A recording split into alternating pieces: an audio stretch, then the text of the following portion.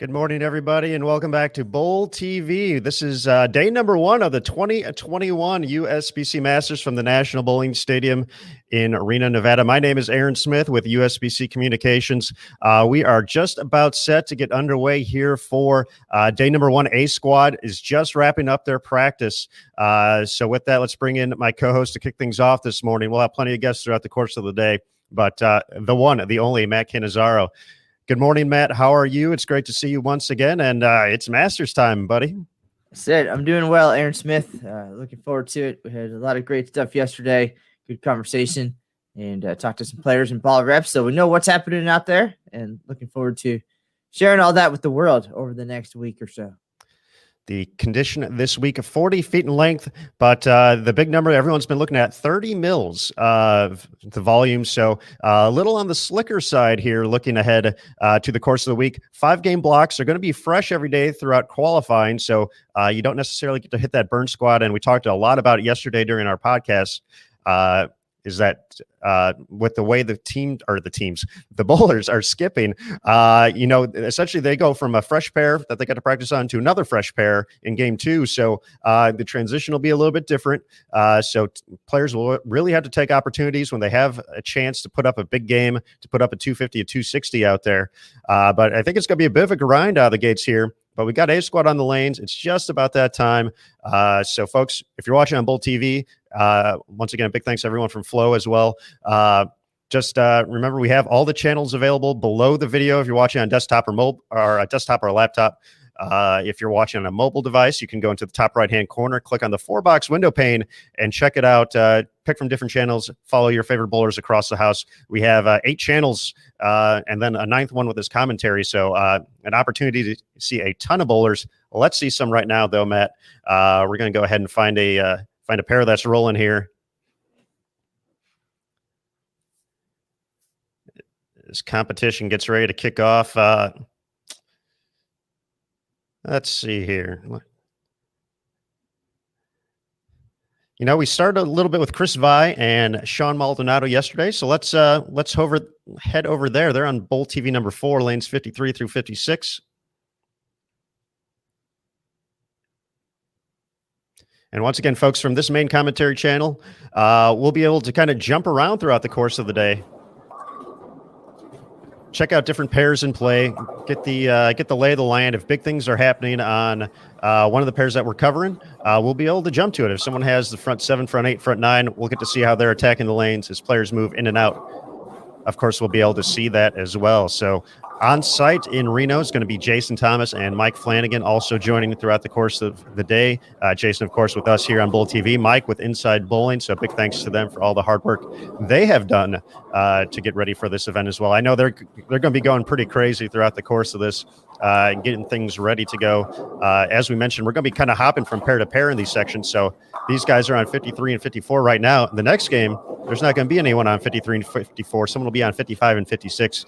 So JT and Mike will be going crazy, making sure everything's looking good for us out there in Bowl TV land. But let's sit back and enjoy as we kind of get into this. These players got an hour yesterday to kind of figure out their game plan, get set, and prepare for these 15 games. Once again, 5 games over 3 days in hopes of making the top 63 to join defending champion Jacob Buttriff, who's bowling in C squad later today. In the double elimination match play bracket, the excitement is high in Reno. We actually have a news crew who's been there throughout the morning already, which has been pretty exciting stuff as well. So glad to see Reno, excited to have the bowlers in town, excited to have this top competition going on. But as we get going here, we're going to go ahead and go full screen here. There we go. But Matt, as we get going, just kind of processing what we saw yesterday. What do you kind of expect from the scoring pace here during A squad? Well, I mean, the rumor was that they were going to be super challenging, right? And sometimes that holds true. Sometimes we get surprises, but I think ultimately there's going to be some folks who really enjoy the fresh. They're going to have figured it out. They're going to get comfortable, and they're going to see that the lanes aren't going to change a whole lot throughout the 5 games. So I mean, as with any event, 200 plus competitors, we're going to see some great scores. We're going to see some struggles. And of course, the goal is to be the one who figures it out, or be one of the 63 who figures it out.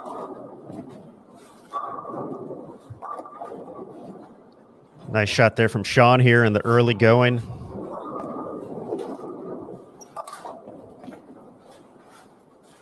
Once again, live scoring is available. We'll drop that link in the chat.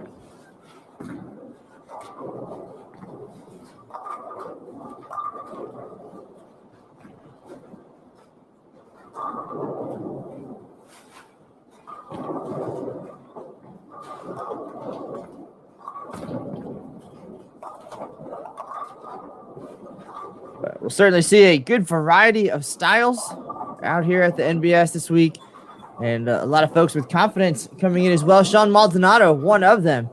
And we talked about this pattern and how to attack it. And Sean, a little bit unique with the drift to the left, but for the most part, if you're right-handed, if you're going right to left, kind of straighter to the pocket, you had a pretty good look at times. You certainly didn't want to open up your shoulders and miss to the outside, or miss to the inside, right? That's the Nick Hoagland special. You don't miss right, don't miss left, and you'll be all set for the entire qualifying. That's all you got to do, Matt? That's the trick. and make your spares, of course. And make your spares, indeed. Oh, and almost some early morning excitement here on Bull TV as kick that 6 over there. We've actually seen that on Bull TV just a couple of weeks ago at the Hoosier Classic, a big 4 conversion just like that. So that was actually almost made it over here, but Chris Via, a player we got to talk to a little bit as well yesterday, and some trouble for him in frame number 3, joining these guys.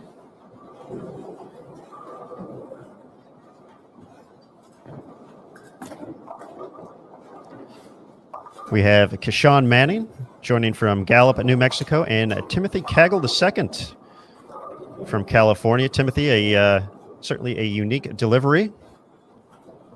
Attacking the lanes from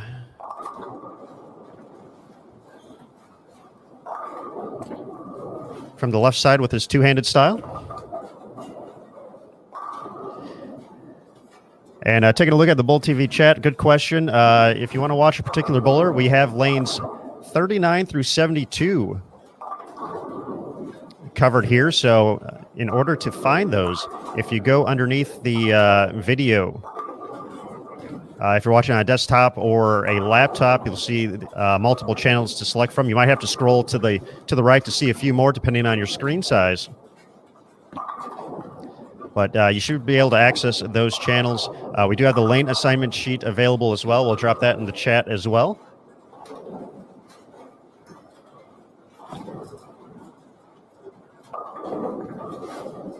Once again, this is A squad on the lanes.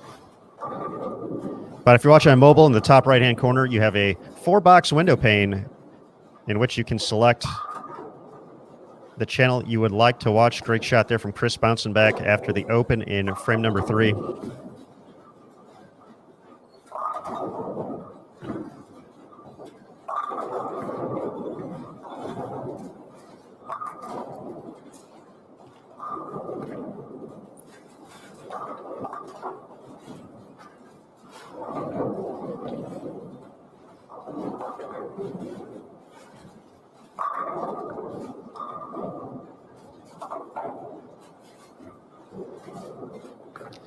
Once again, the oil pattern, 40 feet in length, 30.3 mils for the volume. Kegel, the official lane maintenance provider here this week.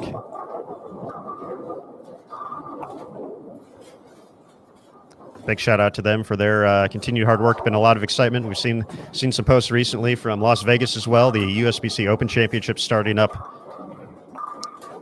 in just about a month, and some of the machines getting ready over there.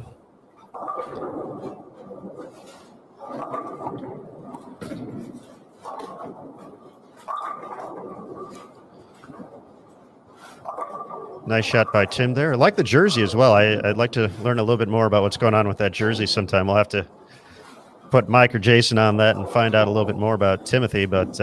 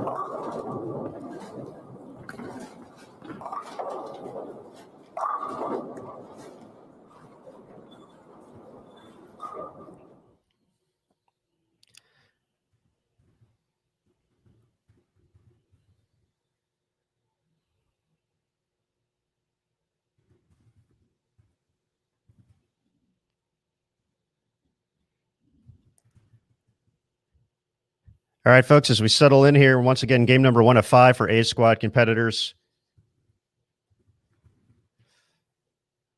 Some unique changes here for 2021 to make sure to ensure player safety, athlete safety, staff safety. A lot of craziness going on. So once again, we're going to be moving around, switching up cameras, switching up views here, left and right. So we will we'll lock that down throughout the course of the day. But it's going to move fast, folks. It's just 5 games for these competitors. Then they will be essentially have to wait for their opportunity to bowl come tomorrow. Once again, 3 days of qualifying, 5 games each day after 15 games.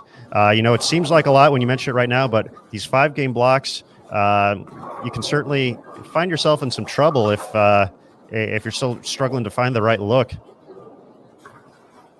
And from what we saw in practice yesterday, we don't necessarily think, there's that big block out there to where, if you have a day where you need to go 200 over in that 5-game stretch, might not be out there. So, being consistent in day number 1 is going to be a key, filling frames and essentially just putting yourself in position to assess everything from day 1, get ready for day 2 and day 3. Knowing you're going to continue to see the fresh and kind of get an idea of what this pattern is kind of giving you across the house. Once again, 78 lanes at the NBS, so these competitors will be traveling from game to game, getting a different look, being in different parts of the center throughout the course of their qualifying block over 3 days. So a lot of notes to keep pace with as they look to get to the dance. And Matt, we've talked about it a lot over the course of the years. Definitely 2 parts to this event. 15 games. You just want to make it. Doesn't matter if you're first. It doesn't matter if you're 64th. You just want to make it to the dance. You get to start fresh, and it's a brand new ball game after that. Tell the folks a little bit about the uniqueness that we can expect to see in a couple days.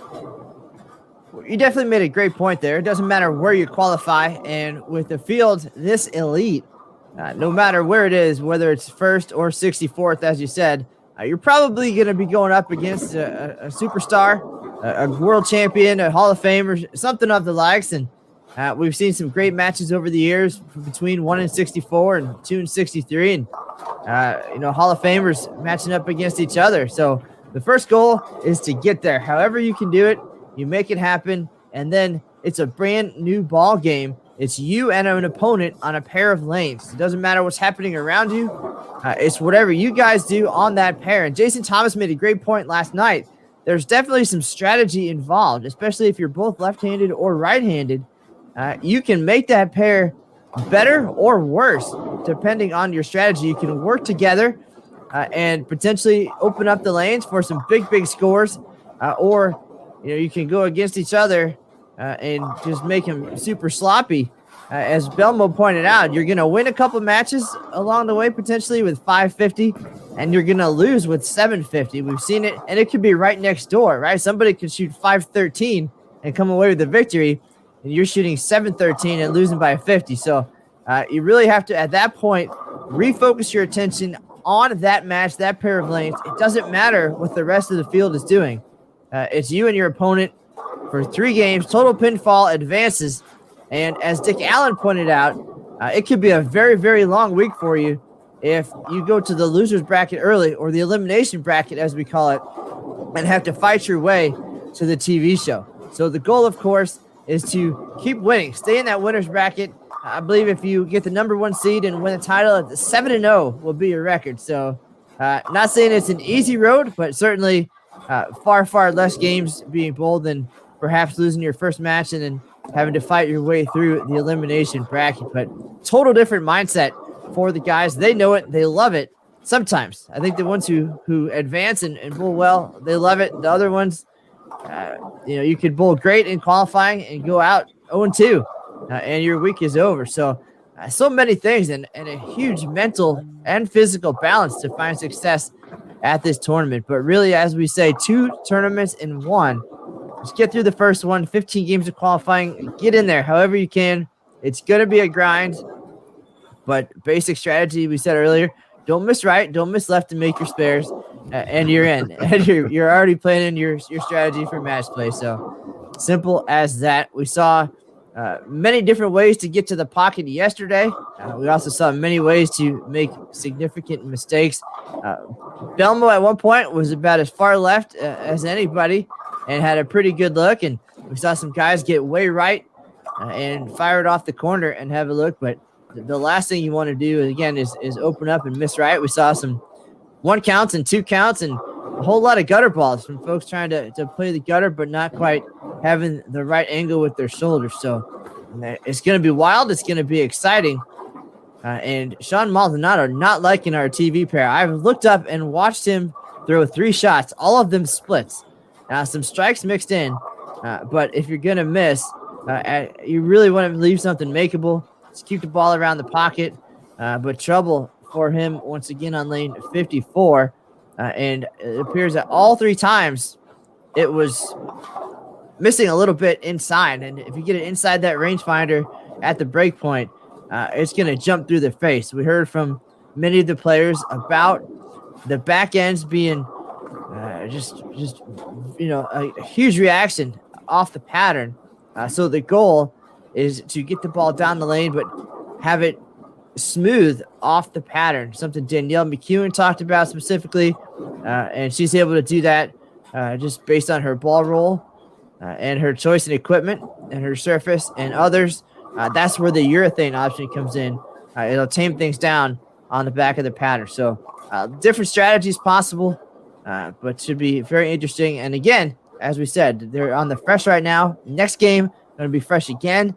Not a lot of transition. So I think, Aaron, that's going to be a huge equalizer between the left and the right sides as well, because you're not going through an 8-game block or even a 5-game block where, the right side is going to get so much more play and open up. And, if the lefties don't have it, then it's going to be a struggle, especially in this shorter format. So, with less traffic throughout, been back-to-back fresh, I think certainly an equalizer there. And no doubt Nick Hoagland made it equally tough on both sides, but that's certainly going to help the folks on my side of the lane a little bit, I think.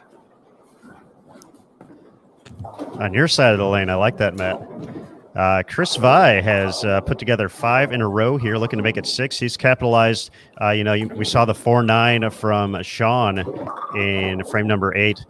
Chris in the 7th frame going through the nose, and then a trip 4-pin in the 8th. Looks like a better shot right there makes it 6 in a row. But looking around the house and live scoring, the big score that jumped out to me was actually way down on the low end of the house.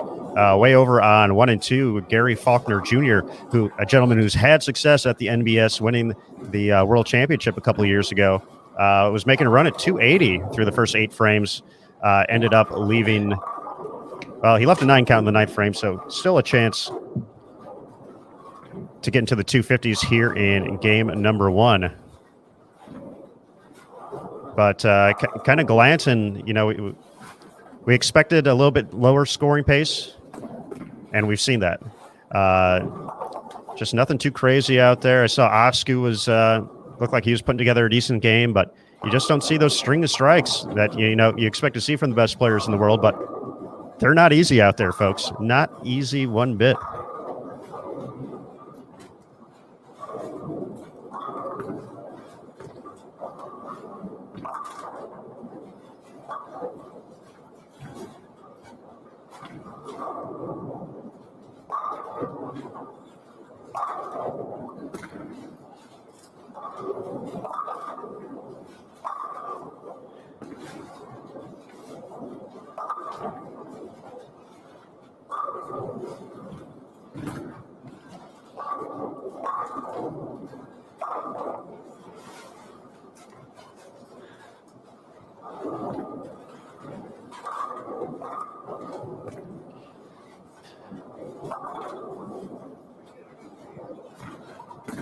Well, Aaron, that live scoring is certainly coming in very handy for us, and I'm sure for the bowling fans as well, to be able to look around the house and see all the great names across the 78 lanes and the ball reps. You got to feel for them getting their exercise this week as well. They were frying a little bit yesterday, right? Just a couple practice sessions and running up and down the concourse, trying to help all of these players find success and get lined up or get an idea.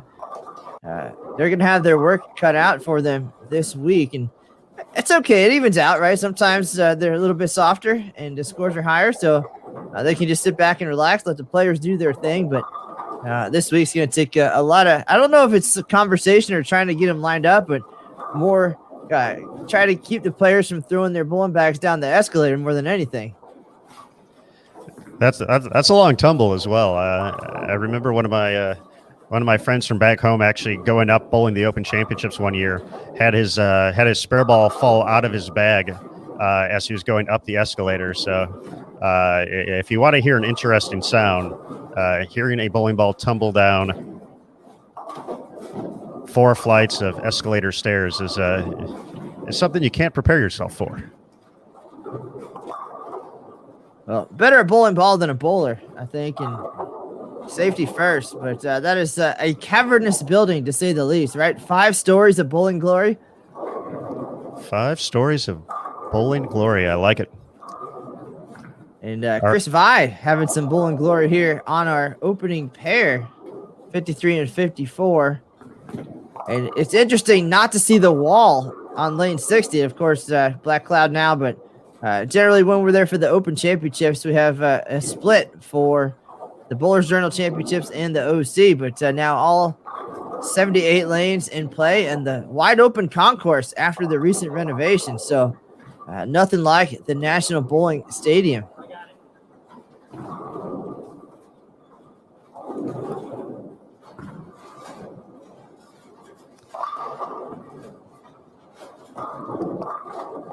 Trouble in frame number 10 there for Chris, 2-4-10.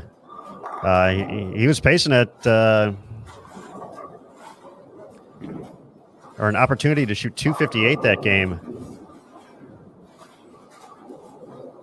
But it's going to take a second and rethink that one. Sean waiting for the second one. They may actually be waiting for a ball return or something. Aaron, looking around the house real quick, it looks like 220 this week is going to be, at least on the fresh, is going to be a great score. And 200, certainly an attainable goal for the players. And, we'll get projections, of course, throughout the week on what we think that cut number is going to be. It's going to be the top 63 plus Jacob Butchoff. Should he bowl better, he has the opportunity to improve his seeding. If not, he'll be guaranteed at least the number 64 seed. So for him, 15 games of trying different things and different looks to get comfortable and get ready for match play. But no doubt he's going to want to go out there and chase it and make a statement, as we talked about yesterday. But again, looking around, a couple 220s, 240s, but otherwise 200 will be a great score. So early projections, you want to get plus, and plus 100. I think you're feeling pretty good for the week, but still very early, of course. And another key to the whole thing is that the other squad's not able to watch competition when they're not bowling. So all of those folks out and about in Reno or back at the hotel watching here on Bowl TV, this is their only opportunity to see what's happening on the lanes, how they're being attacked, how they're transitioning. So that's something new, just not being able to stand behind, talk to your friends and other players and get an idea. So be interesting to hear from the players on that part of the whole strategizing and the benefits or opposite of the whole situation, and being able to figure out your own game plan based on the tools available this week.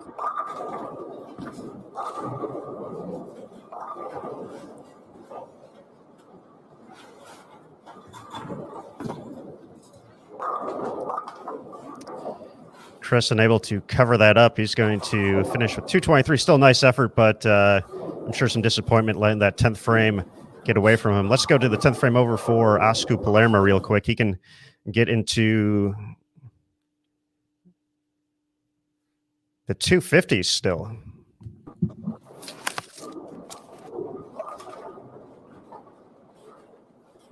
Working on a couple strikes in a row.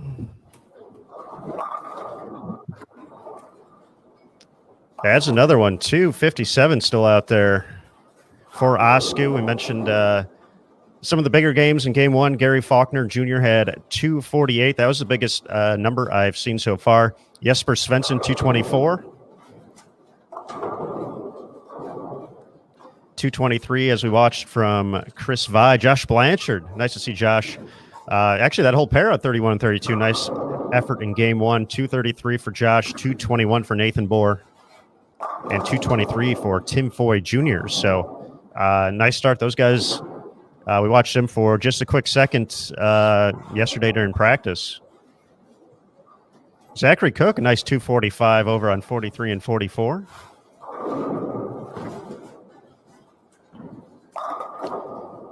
Chris Barnes, 221 out of the gates. Clean effort from the legend.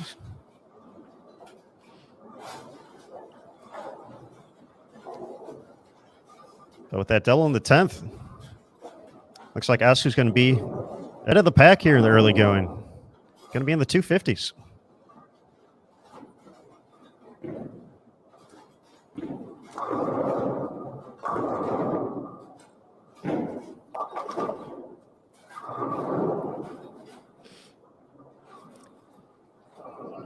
And now, once again, just talking about the skipping procedure that we have in place this week, folks.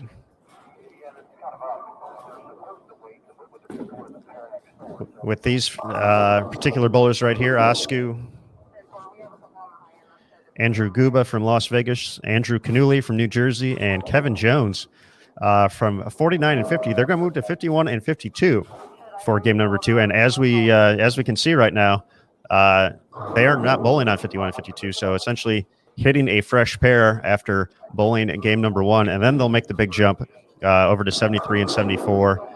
So the first 2 games, the jumps are pretty small for everybody, essentially just moving 1 over, then a little bit bigger jumps for games 3, 4, and 5 in the block.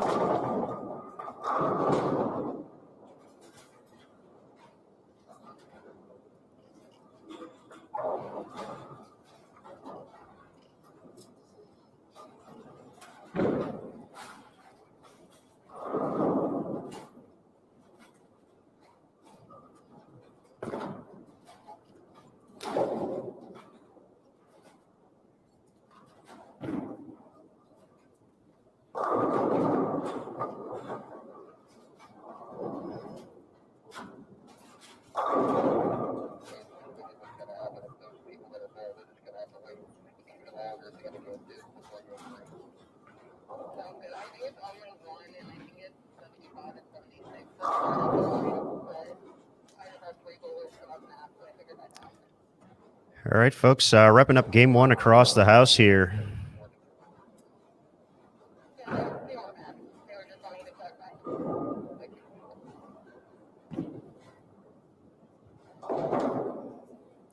At the NBS, taking a look at our featured pairs. It seems like we're all but done here for game one. So once again, Matt and I not being on site, we're not 100% sure. I know the way it's been working for some collegiate events we've been to for even for PWBA, waiting for everybody to finish up before moving to the next game. We'll see if that procedure is following place here. We'll see if it gets really quiet in the next couple of minutes, obviously with the short move. Not too far of a walk once folks finish up, but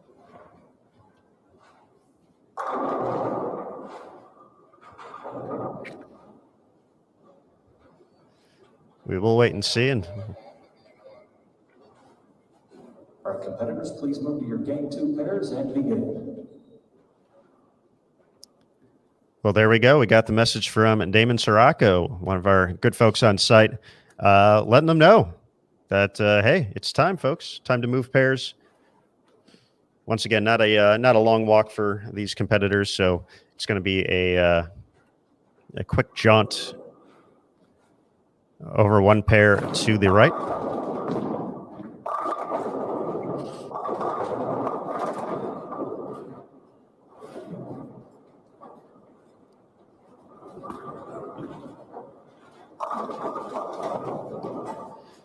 And folks, remember, Storm Bowling is the leading manufacturer of high-performance bowling equipment.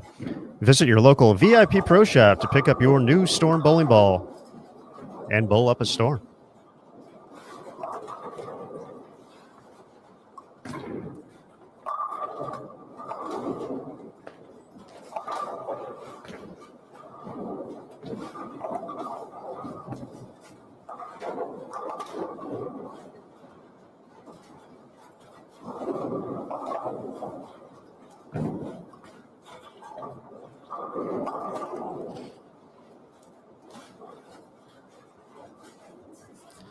All right, folks. Well, we're going to head over to 63 and 64 next here. Take a look at a new group of competitors. Some pretty talented folks on this pair, however. We got AJ Chapman, Martin Larson, Nick Crummell, and Joshua Jones. So Martin Larson, a player who's had some success over the years at the Masters, has made the TV show twice.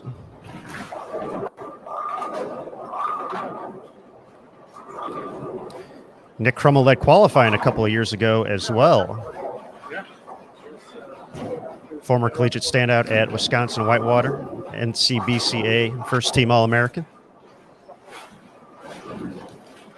And it looks like Nick is pacing this group after game number one, plus 17 up on the scoreboard.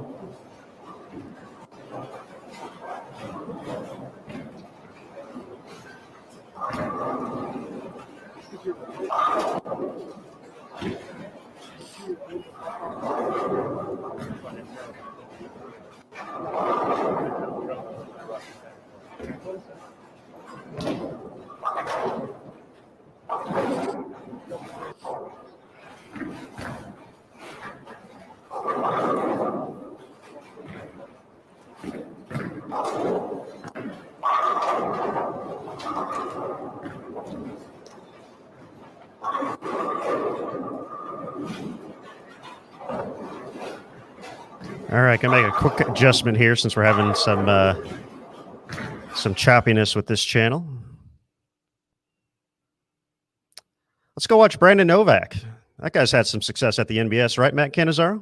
Sure did. Won a regular all events title at the Open Championships. First time we got to see that crazy arm swing in person, and got to hear how much that performance meant to him, and been a friend of the OC ever since. So let's see what Brandon's got for us today here at the NBS. Looks like +5 after game number 1. And Brandon has been bowling well. You know, we talked about the success at the Open Championships. Always in the mix for an eagle there. But, you know, he's made a few shows on the PBA Tour, but has been pretty consistent so far throughout the course of the 2021 PBA Tour season. And currently sitting in 10th in points heading into this event. Once again, the PBA playoffs going to be a big talk of the town this week. The top 16 advancing to that event, I believe, in April. But Brandon currently in 10th place. Taking a look at that list, the top 3 players, Kyle Troop, Tom Doherty, and Francois Lavoie, the 3 major winners so far this season, have already accumulated enough points to secure their spot in the playoffs, regardless of what happens this week. So we do know Doherty is not bowling this week.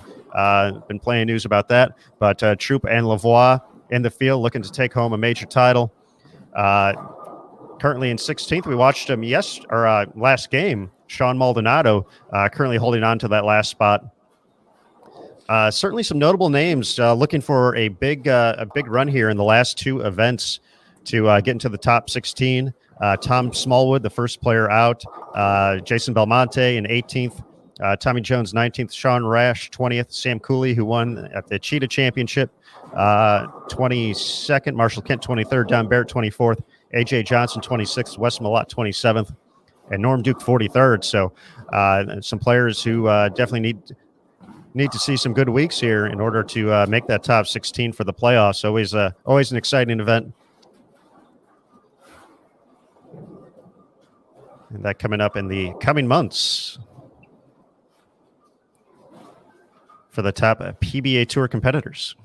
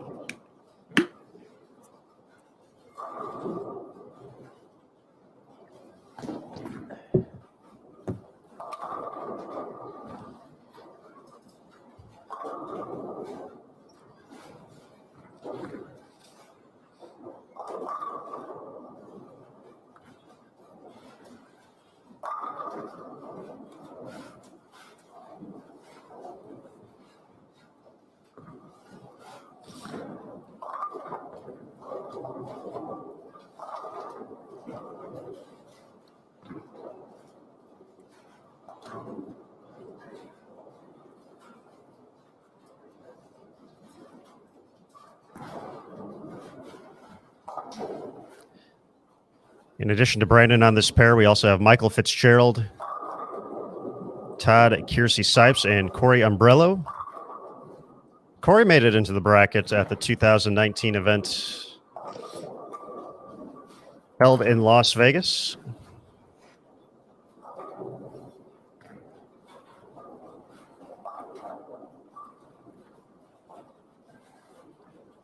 Winning 2 matches, finishing tied for 25th over at Gold Coast.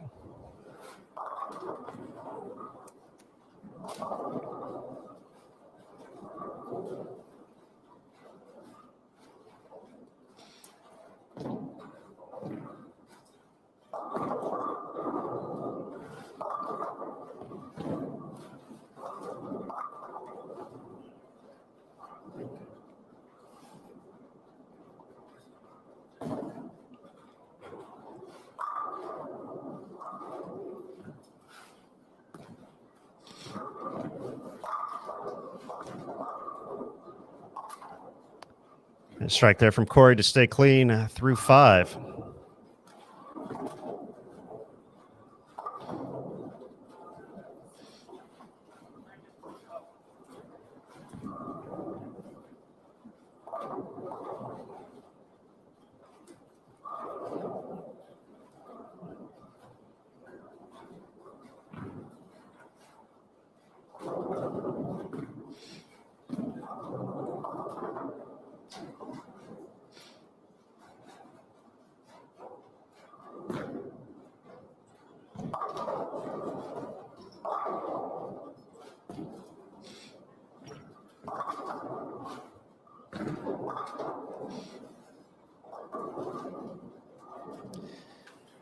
All right, looks like folks are going to have a quick chat with one of the ball reps on site. So we're going to bring in Tim Mack to the broadcast.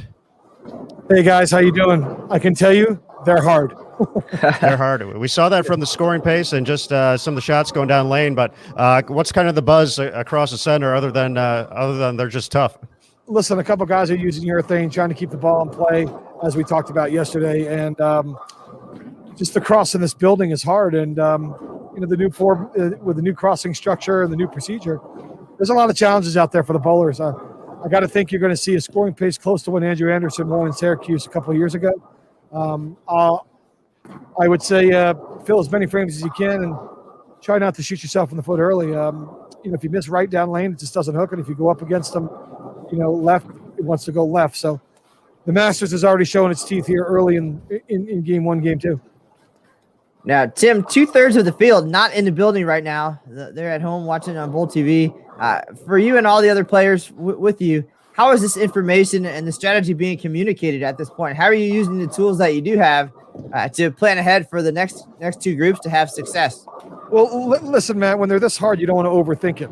Really, you want to be smart. You want to bowl smart, and you want to try to keep the ball in play. And it's kind of old school bowling where spares, a double and a triple actually means something, which is great in today's modern game. So we've got a group chat that we'll talk to, and with Sean Ryan and Jimmy Callahan and myself, we'll try to get as much information as we can to the players, but not inundate them with too much so that they're overthinking it, and try to keep the game plan as simple as possible. All right, Tim, we know you're a busy man out there, so we appreciate the time, and we'll talk to you soon. Yeah, looking forward to talking to you again. Thanks, guys. All right, folks, there we have it. Tim Mack from Storm, the Hall of Famers, swing by to give us an update here as, once again, they're tough. That's 2 days in a row. So that is the theme. So that's what these competitors are going up against this week, just trying to make that top 15 once again, a brand new ball game once we get to the double elimination match play portion of it, 3-game series to determine who advances to the next round. But right now, just survive and advance. The goal of the next 3 days for these more than 200 competitors over there at the National Bowling Stadium in Reno, Nevada. Well, Aaron, I was about to say, as Corey stepped up on the right lane there, I kind of liked his plan of attack where he was standing, his left to right attack, and then all of a sudden yanked it a little bit 4 through the face. So I guess I really have no idea, but if I was out there, I probably would be doing the same thing. Maybe a little more ball speed, but But man, yeah, it should be an interesting 15 games today, and I'm sure as the week goes on, folks will figure things out a little bit more. But or even perhaps after these first couple games on the fresh.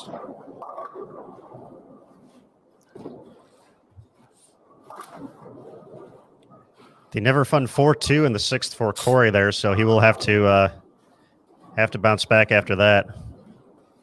Brandon Novak, though, after that spare in the first, has rattled off 5 consecutive strikes.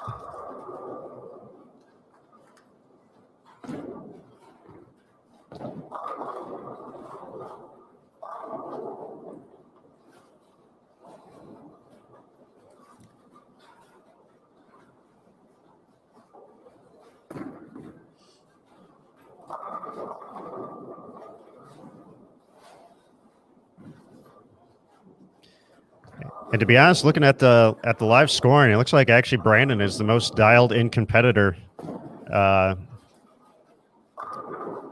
tracking about through the first half of game 2. Matthew Martinez over on 11 and 12 started with an open and then ran off 5 consecutive strikes. So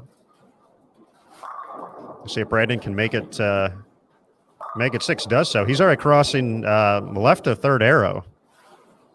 But made that look pretty darn good right there.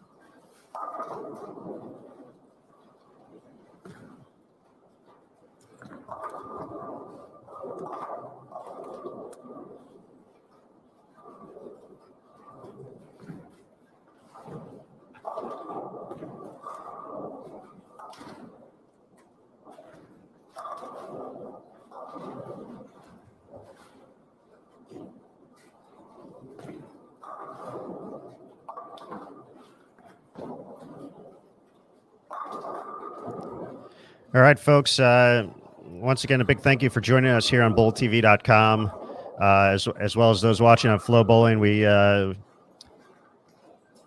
definitely appreciate the love here at the USBC Masters. For the folks watching on Bowl.com, just a note: if you're watching our podcasts yesterday from the practice sessions, you knew we were giving away a couple items. So, just so you know, we will be giving a bowling ball away today over the course of A, B, or C squad.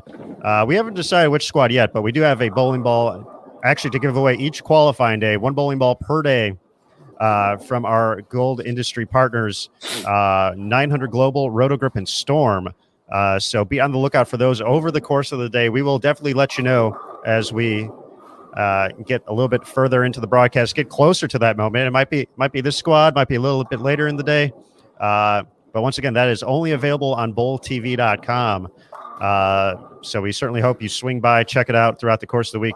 We have giveaways daily just for watching and being part of the community. So we certainly hope everybody comes and checks it out throughout the course of the week.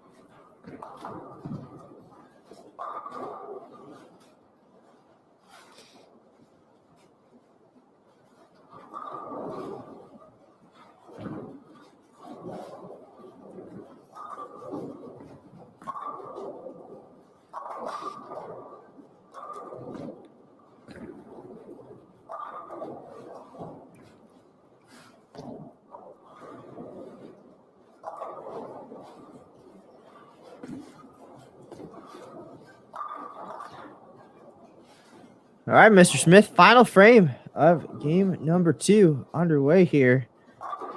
5 game blocks, and we'll have a chance to potentially talk to one or two of the competitors, get some feelings, and then we'll get reset for B and C squads coming up the rest of the day. We'll also have a standings rundown as those numbers become available on bull.com. And, of course, ongoing social media efforts throughout the week from the talented team behind the scenes.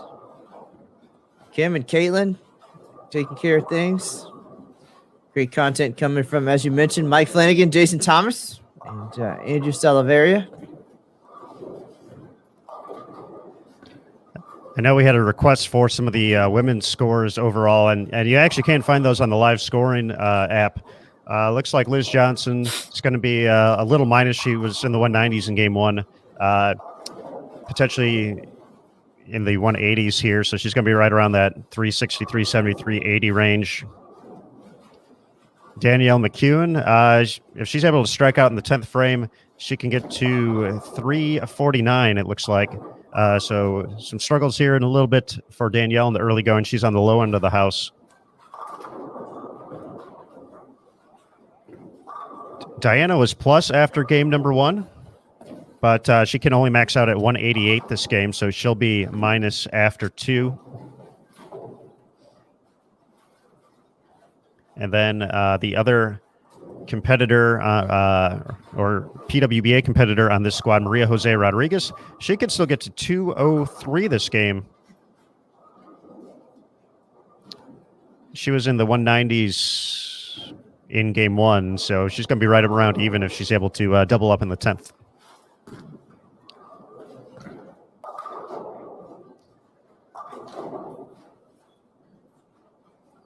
Rocio Restrepo is bowling on C Squad later tonight. Those are your 5 PWBA competitors as Novak gets back to his striking ways to kick off frame number 10. Still a chance to shoot 245 here after a +5 effort. So a quick +50 feels pretty good in the back pocket the way it's looking here in the early going. These competitors will be making the big jump, though, heading to game 3. Jumping over to the low end of the house.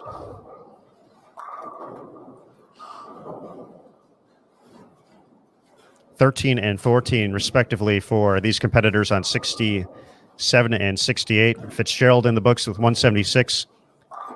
Kiersey Sipes, 179. Corey, back-to-back opens to finish with 165. And final shot here, Brandon Novak. Oh, come on. We haven't seen a messenger yet. Nice 244 for Brandon. +49 here in the early going.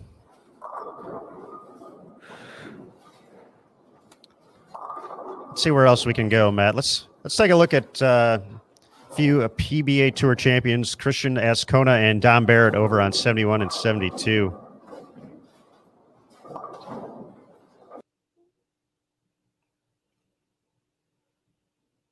Don't mind us. We're just hanging out here, guys.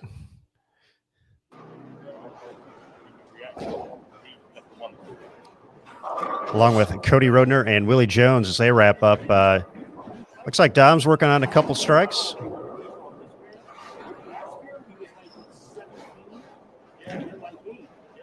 still getting to the 240s.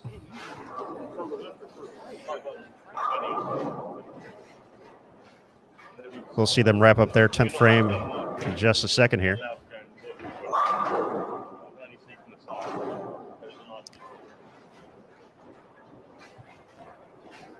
Tom, of course, making that memorable run at the U.S. Open in 2018, running the ladder on Halloween.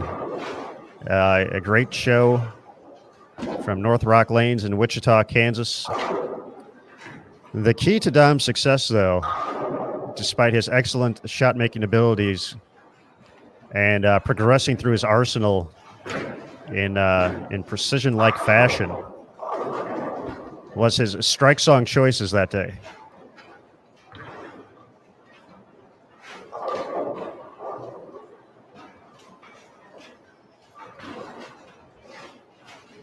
And now the second song is escaping me after I got all that excitement build up there. One of them was Thriller, though. So he had both songs as Halloween themed.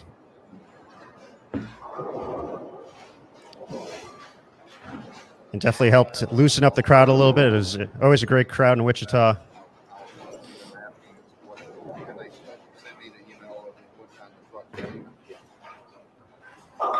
Ghostbusters, that's what it was.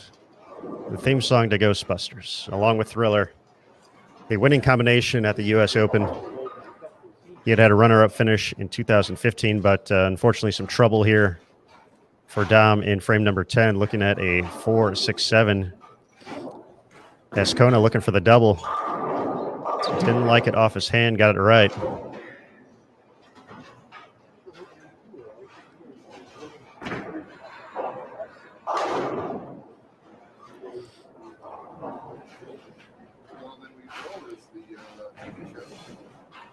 And 206 finish there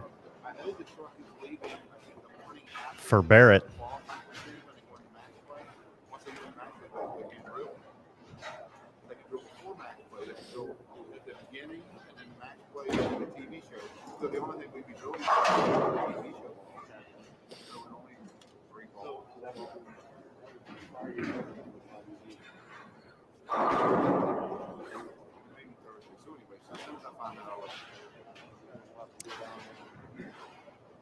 All right, folks, let's see. Where are we going to head to next?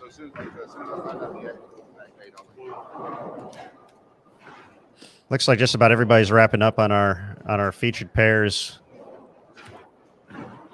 So, Matt, I like this pair. I mentioned them a little bit earlier today. Nathan Bohr, Josh Blanchard, and Timothy Foyle beyond 53 and 54. So I think that'll be a fun group to watch. Let's head over there.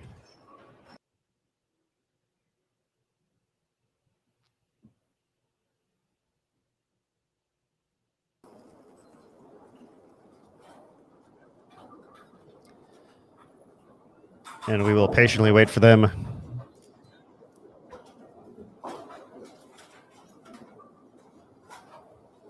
As we had after game number 1, there was an announcement essentially asking everybody to, or alerting everybody that it was now time to move. So as we finish up that game, we will head over that. But Matt, let's head back on the screen here. What did you think about Timmy Mack mentioning some old school bowling right here this week at the Masters? I think we're all in our hearts a big fan of old school bowling when it comes to it. Grinding out games, grinding out 190s, 2-0s, taking advantage when you get those hits to put together a 220, a 230, and finding ways to just put yourself in position to put together a solid game. That's what it's going to take this week. It's not going to be a strike fest. At least from what we can see here in the early going. You're going to have to find a way to earn your 215s and 220s. And hopefully when it's not good for you. Okay, that 10 pin got out of there. Like, we don't need those things happening to you either. But avoiding, those 140s, those 150s, those 160s, find a way to make them 180, move on to the next one and get those pins back. But talk about just your thought about them being a little bit on the tougher side this week for the best competitors in the world. Well, the U.S. Open, I think, has the reputation, but the Masters kind of a secret assassin in a way, right? Just, I mean, it's a major. That's the important thing to remember. If you go out and win a national championship at this level, you should earn it. You should have to make good shots. You should have to be accurate. You should have to make your spares. And I think that the traditionalists and the bowlers, the true competitors, they appreciate that for sure, because you went out there. Somebody's going to win no matter what. And somebody's going to figure out how to make this work and how to put up the numbers that it takes. But at the end of the day, somebody is going to hold that trophy and know that it was well earned. So is it frustrating at times? Of course. But on the other end of the spectrum, sometimes when there's a lot of strikes being thrown, it's equally frustrating, especially when you can't figure it out. So I think over the course of a season, the ultimate goal is to test the versatility of the best players in the world. And we don't have weather. We don't have different courses. We don't have things of that nature exactly. So we find those challenges in the oil patterns. And some are going to play to your strengths. Some are going to take a little bit more work and time to figure out. But I think ultimately to be able to figure it out and find success, that makes it that much more rewarding. And while people like strikes, they like the unleashing of the emotion when it's all over, when you build it up for the entire week and you're the one that gets it done. There's nothing like seeing that come to the surface and know that was earned. So it's nice every once in a while. I like to see. I don't want to see people struggle, but certainly I want to see them step up when they have to, and they should. Stepping up next here for us is going to be Nathan Bohr, Josh Blanchard, and Timothy Foy Jr. I'm hearing the announcement right now, so it must be that time to make their way to the next pair. And there's Josh right there. I think Josh is, I think Josh has been a longtime fan favorite for a lot of folks. Has always been such a great ambassador for the sport. And obviously the big news for him was, stepping away from touring full time to, get more on the other side of it, on the administrative side, taking over one of the PBA regional regions.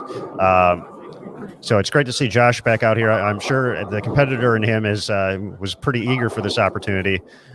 So far showing pretty good. Looks like plus 48 so far through 2 games. So has managed his 40-foot pattern well and has found a way to throw some strikes and fill some frames.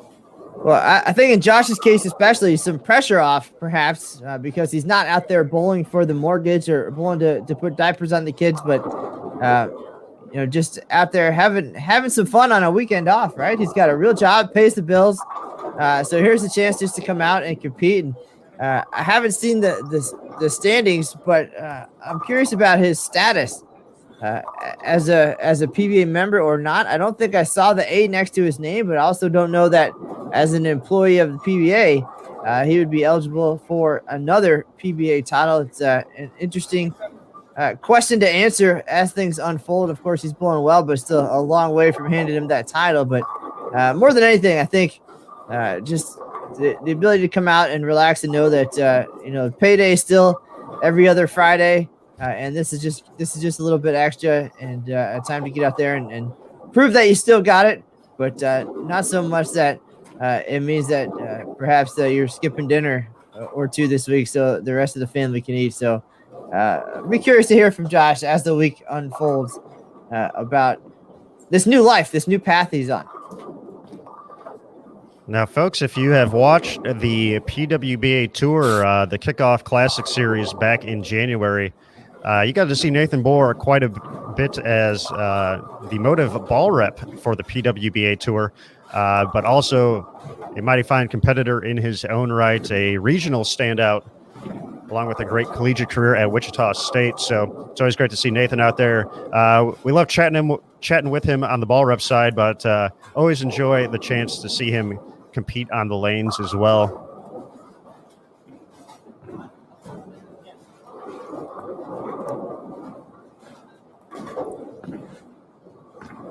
Although finding some struggles there in frame number 1, Tim Foy.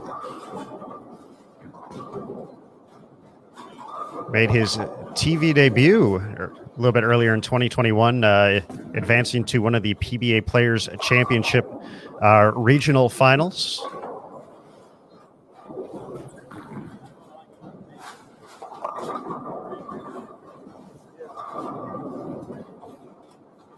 And of course, now stepping up, Josh Blanchard. We talked about now on the other side of his professional career, but can still toss the rock just a little bit.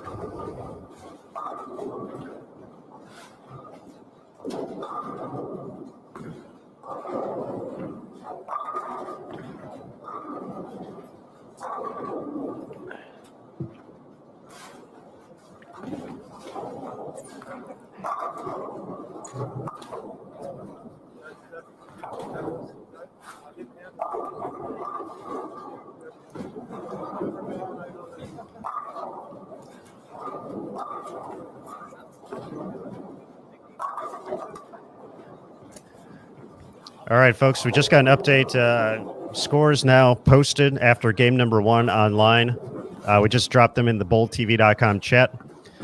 So assume we'll be seeing game 2 fairly quickly, but that early rundown, as we expected, we talked a little bit about it. Oscar Palermo, 256. Gary Faulkner Jr., 248. Zach Cook from Colorado, 245. Josh Blanchard, 233. Jesper Svensson, 224. That was your top 5. After game number 1, just 21 of these 71 players even or better. So as soon as we get that game 2 update, we'll get to you as well. And as you can see with the plus and minus on the board, or if you're watching on the live scoring as well, it does kind of keep track of the scores along the way. So so once you get used to seeing it a couple of times, you kind of can gauge where folks are at after game 1, after game 2. And kind of follow their pace that way. But as soon as we have those updates, we'll let you know.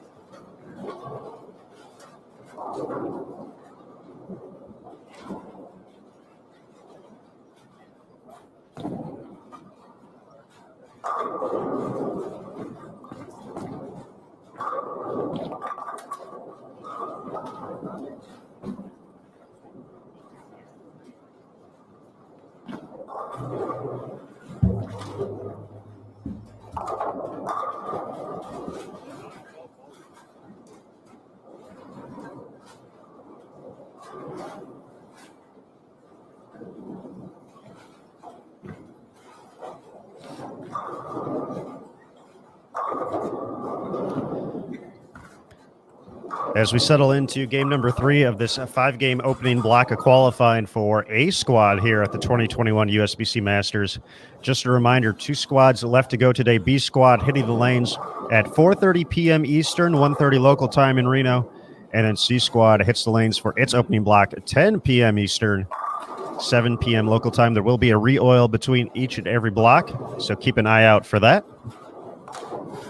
Well, we told you it's going to happen. You won't actually be able to watch it, but it will happen.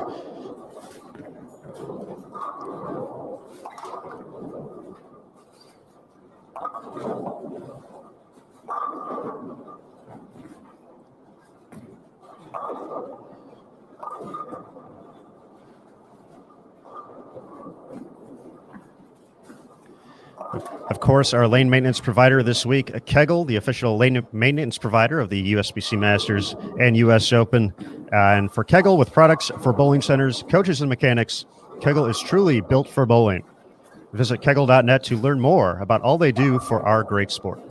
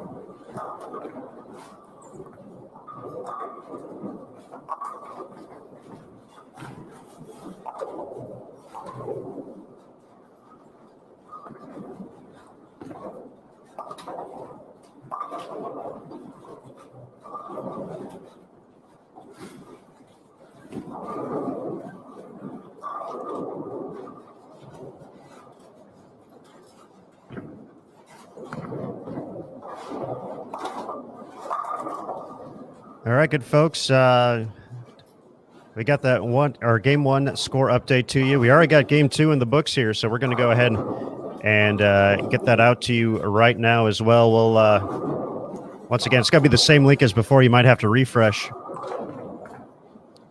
But moving into the top spot, the man who has just been so steady, so smooth at majors over the past year or so, Chris Vi.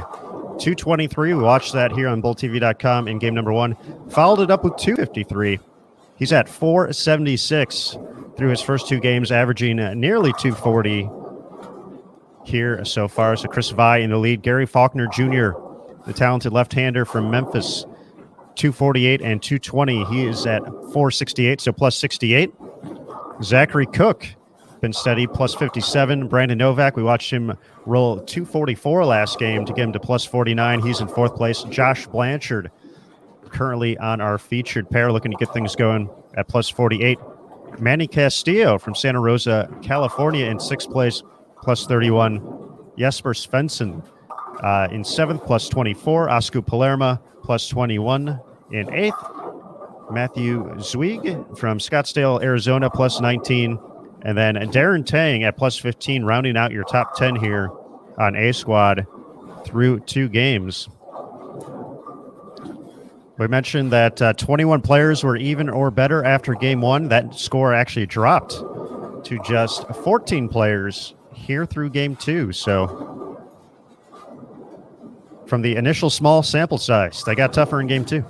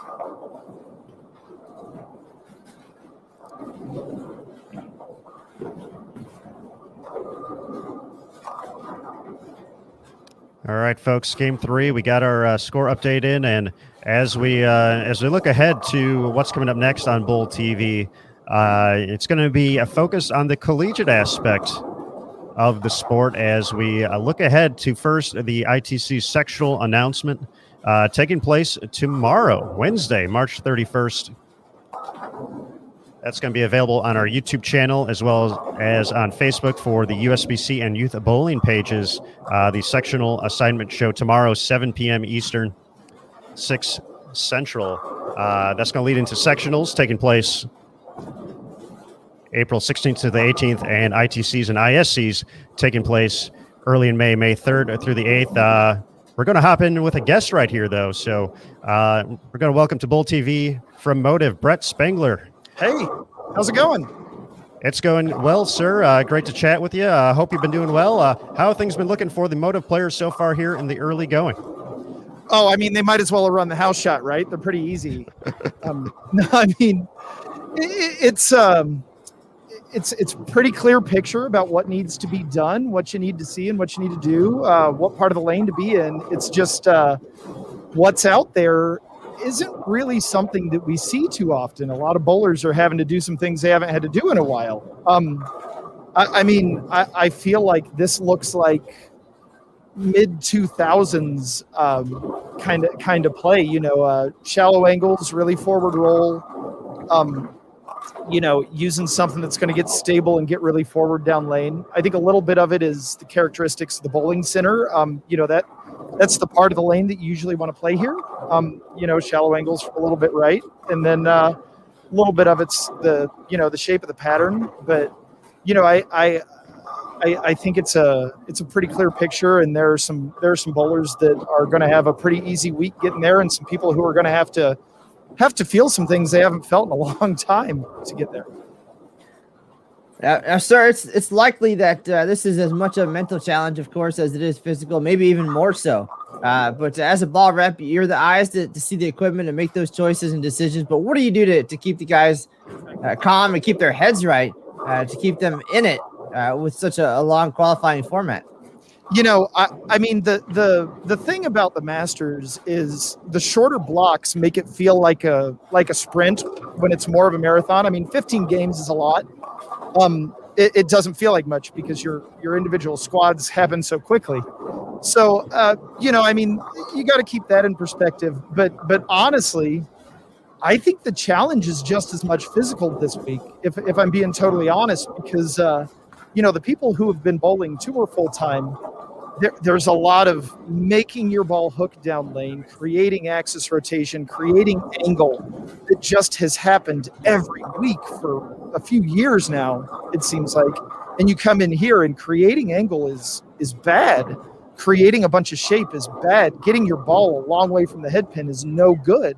And so, I honestly think this week, sure, it's going to wear on you that you're going to have to get comfortable with being uncomfortable, but really, I think the challenge primarily is physical for the people who have been kind of setting a routine into what's good.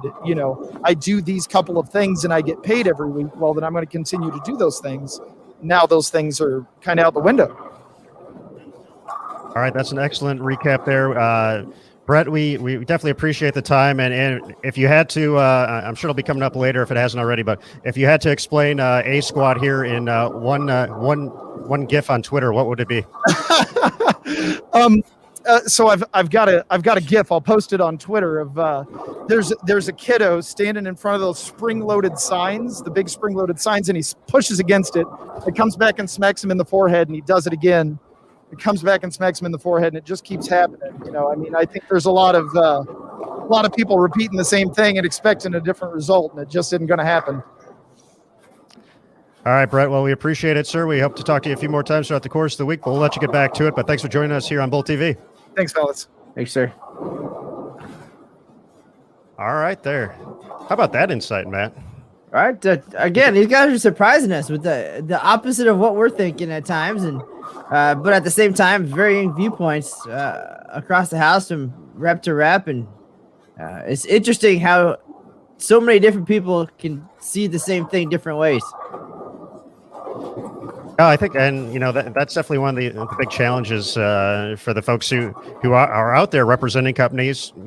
Essentially being the coaches out there is, you need to have that versatility in talking to the players as well to get those points across. To, not everybody sees the lane the same way, the shapes, just even the vernacular used throughout the course of it. But the big takeaways I took from what Brett said was, finding ways to be or find a way to be comfortable while being uncomfortable. I thought that was an interesting thing, and talking about how this is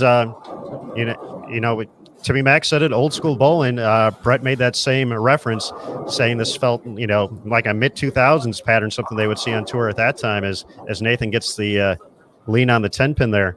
But it's I think that's interesting that he mentioned that folks are used to seeing certain shapes on tour just based off of, what's kind of been out there. And this is going to be something completely different for them to face. So looking forward to seeing that kind of progress throughout the course of the week and see how those adjustments are made. But definitely appreciate the insight there from Brett. And if you don't follow him on Twitter, you're missing out, because he is by far,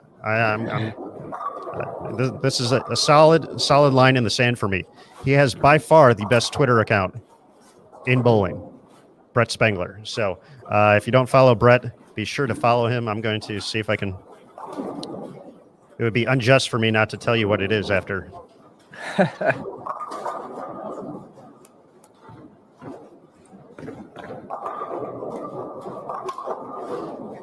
It is at Motive Nation, MOTIVNATION on Twitter. Brett Spengler. Give him a follow, folks.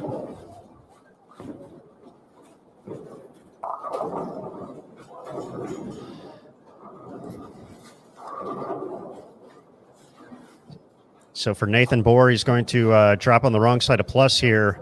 2 early opens, just could not get anything going on lane 53, finding a late double, a chance to get to 178. Tim Foy's putting together a nice little game here. He can still get into the 240s, working on 3 in a row.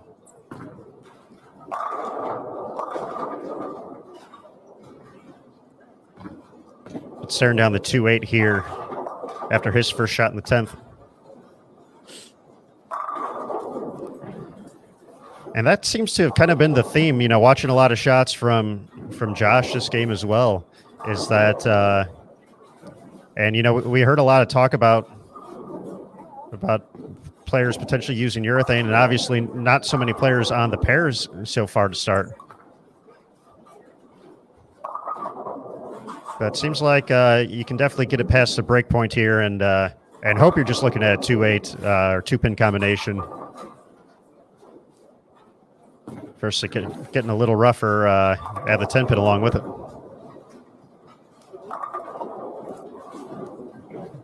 We're definitely going to see a lot of things we're not used to seeing here, and we got to start the year off with the best ladies in the world, and often a different mindset, a different plan of attack there, different styles of play, and now we get to see some of those ladies, but mostly the best men in the world trying to figure things out as well, and things we've only seen on TV up until this point. So again, just to see them all hold it together and figure it out, and to see the versatility, I think is going to be the biggest thing, because whether it's game to game, pair to pair, or just from day to day as they try so hard to figure it out, it'll be entertaining if anything.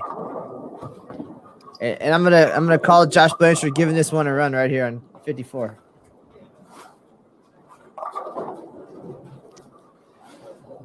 Did give it a run, but 152, unfortunately, the final tally. Tim Foy Jr. leading the way here in Game 3 on 53 and 54 with 224, 173 for Nathan Bohr. So, Josh, we mentioned he was up there in the standings at that plus 48.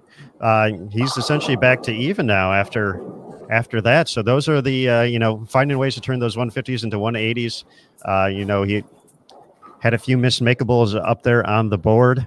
But, even our tournament leader after 2, Chris Vi, shot 154 in game number 3. So we are seeing those swings where, earlier in game 3, looking at the live score, and you saw some folks start off 4 of the first 5, something like that, and looked like, all right, maybe business is getting ready to pick up. But it has continued to cause some struggles out there for the best players in the world. Now, saying that, there are some nice scores out there. Nick Crummell, 244 to get to plus 39.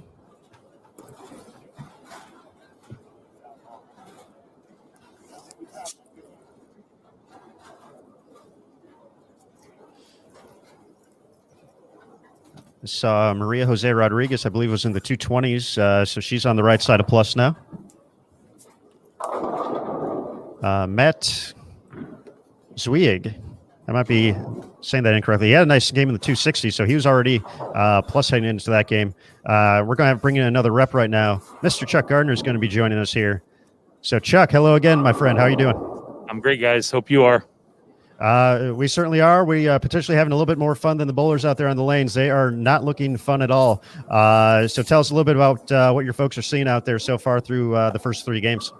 They're hard, and it's really interesting going across this building because the middle part of the building hooks quite a bit more. The low end yesterday, that you had a little push through the front and a little push through the middle, so you could actually get in and get left on the low end. It seems like the front hooks a little bit more today. Got them cleaner, obviously. And then the high end, going away from the pocket's just a bad idea. So they're hard. It's a cool pattern. I think it's very challenging. And I think scores are overall going to be pretty darn low. And we've seen that just through kind of keeping pace here. But for, we talked a little bit about yesterday, potentially urethane going down, maybe a little mix of this and a little of that. You guys got a lot of players out there, of course. But for the players who've been bowling well, what's been working for them? Urethane. Urethane really looks like the safest, smartest approach. Guys that were bowling good, Chris Vi, Osku, some of those guys they're still throwing urethane, even though like Chris Vi was shaping it a little bit. Osku was going pretty straight with his. Dom apparently had a bad game down on the low end because he's coming to the pair in front of me now, 43 and 44, and he is minus 12 now. And he was about plus 20 or 30 after 2 heading that way down to the low end. So, they're tough. They're tough. I think smart bowling is hit the one in the front and be patient and take advantage of the few really, really good pairs. If you get to a pair where a lot of urethane down the lane in the track, you should have some hold on the pair and maybe pop a score off on that pair. So I think patience is going to be really key.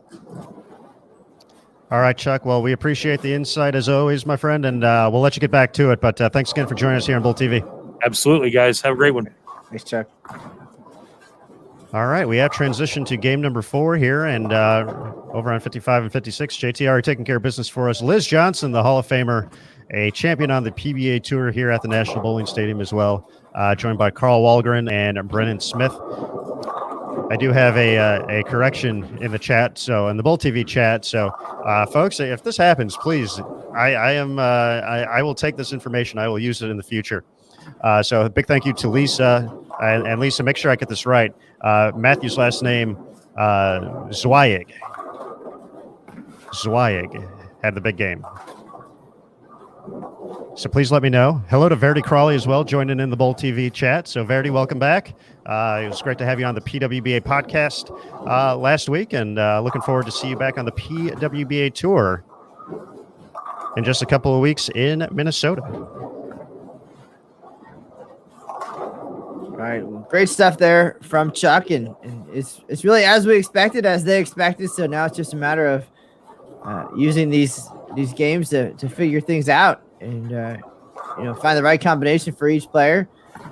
Liz Johnson, a little bit farther left than we've seen many of our players so far, and generally great at playing straighter.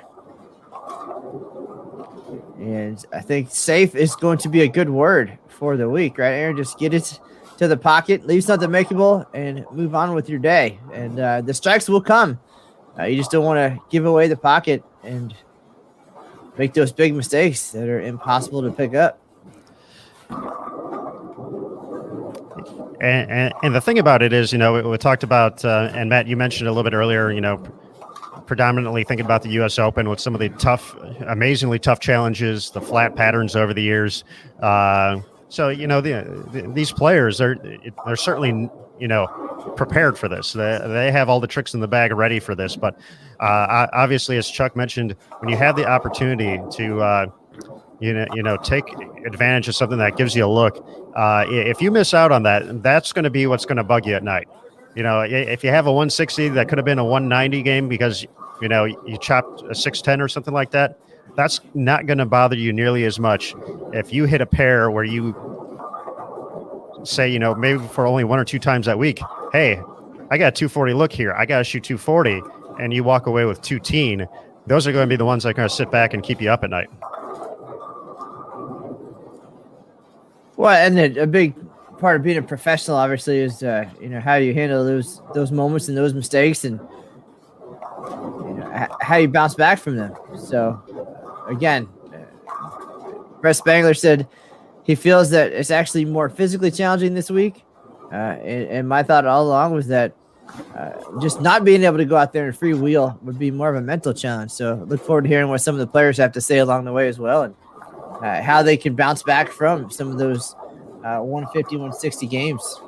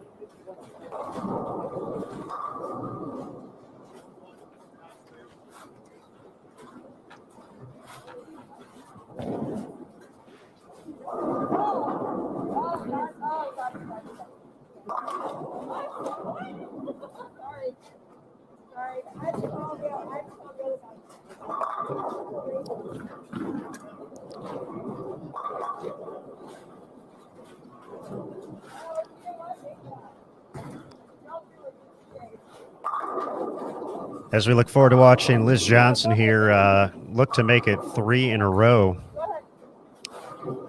Just a reminder, folks, for those of you watching on BullTV.com, we know you picked up a subscription, but if you got a monthly or an annual recurring subscription, you'll be ready for the PWBA Tour coming up in just a couple of weeks, starting April 22nd through the 24th with the PWBA Twin Cities Open. The season will continue after that, moving to Lincoln, Nebraska, Sun Valley Lanes, followed by a trip to the Cleveland area, the Yorktown Lanes, before we get to the first major of the 2021 season right here, of all places, at the NBS, the 2021 USBC Queen. So all that going to be available on BullTV.com.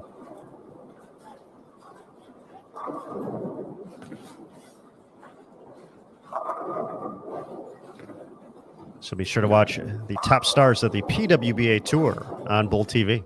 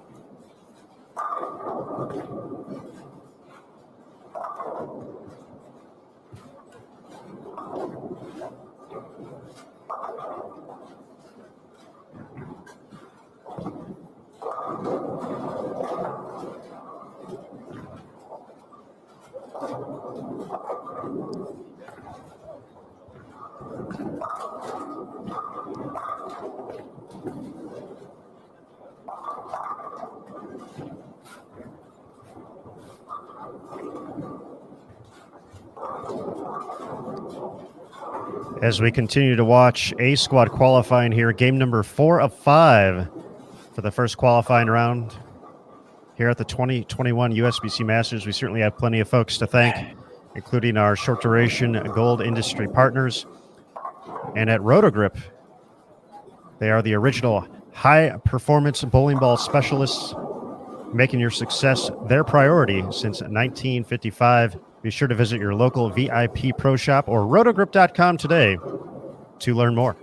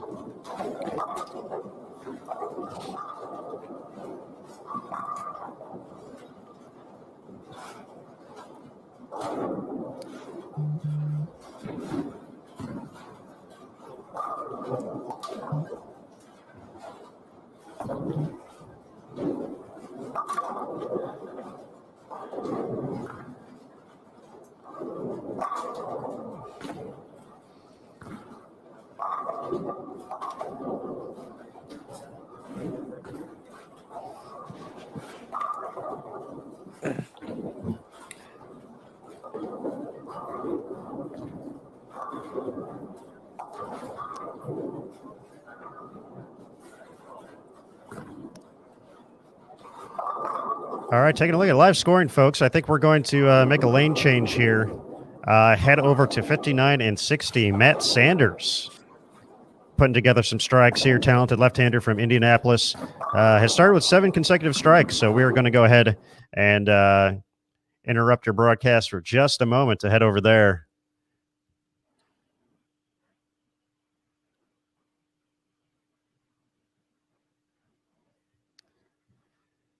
Joined by Matthew Martinez, Jesper Svensson, and Mitchell Leeper.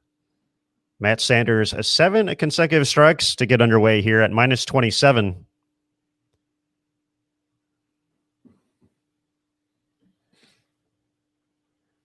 After the first 3 games, so certainly on the right track to get on the correct side of plus.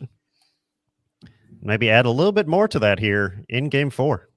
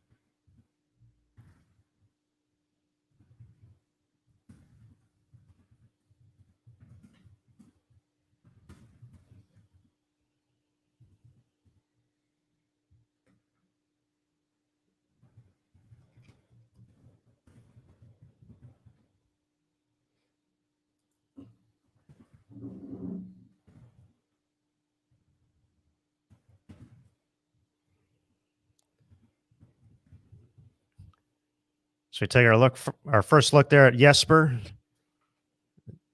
Set an all 10 back in the 8th frame. Has liked the right lane.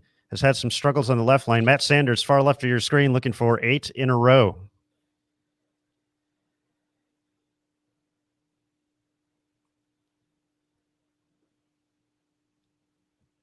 And the 6 pin will end his streak.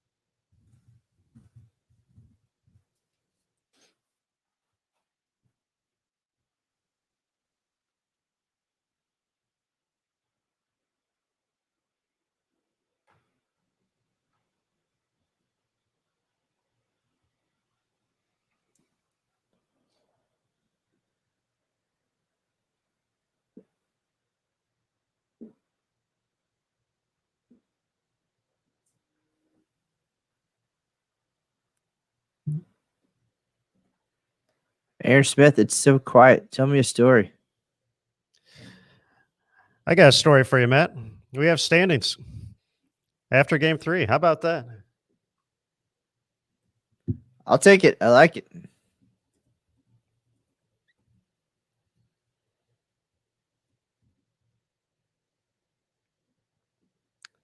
So I'll get that link out to you folks real quick.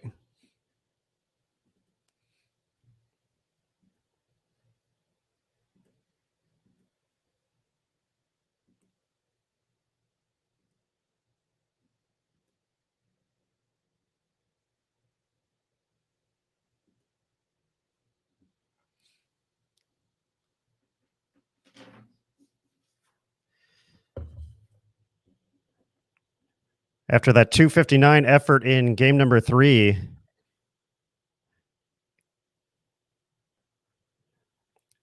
Matthew Zweig has moved into the top spot. 678 for his 3 games, plus 78 and 226 average here in the early going. Gary Faulkner Jr. holds on to that second spot despite some struggles in game 3. He's at plus 54. Asku Palermo, an up and down day for him, 256, 165, 223. Currently sits in third at plus 44. Nick Krummel, we mentioned 244 for him in game 3 at plus 39. Chris Vi drops to a 5th place tie with Timothy Foy. They're both at plus 30. Jesper Svensson on our featured pair at the moment in 7th at plus 28. Brandon Novak plus 21. Maria Jose Rodriguez plus 14 in 9th. And then Zach Cook plus 13 in 10th place. Only 12 players, even or better, with the first 3 games in.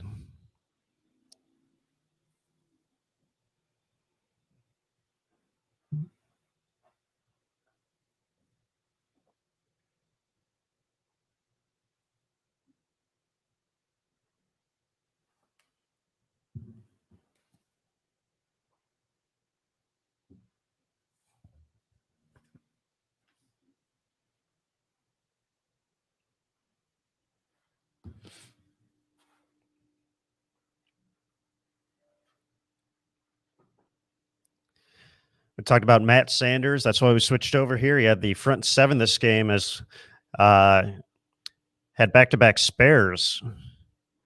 But he's going to make a big jump here. In talking to the reps, the opportunity to take advantage of a game like this, and he could still get to 267. He was tied for 23rd here on A Squad at minus 27. Gets that first one in the 10th. So essentially, flipping the script to get to with one more, he's in that plus 30, plus 40 range. All of a sudden, that puts him into the top 5 of the squad. So can't miss on your opportunities. I mentioned that a little bit earlier, that I think, that'll be the thing that players looking back at this event who, maybe don't make the cut.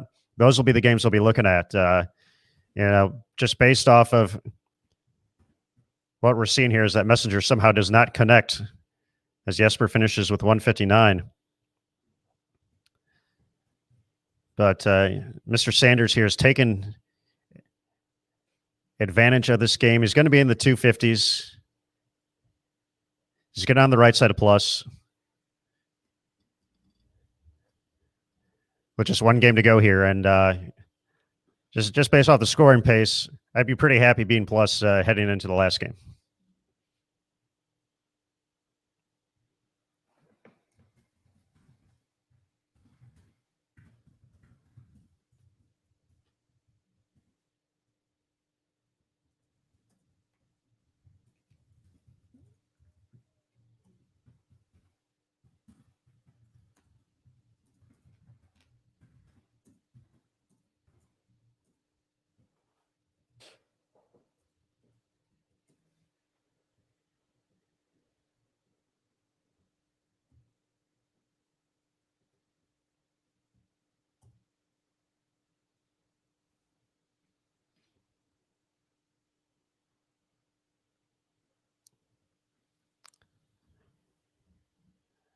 254 will get Matt to plus 27. So he gets to keep the same number.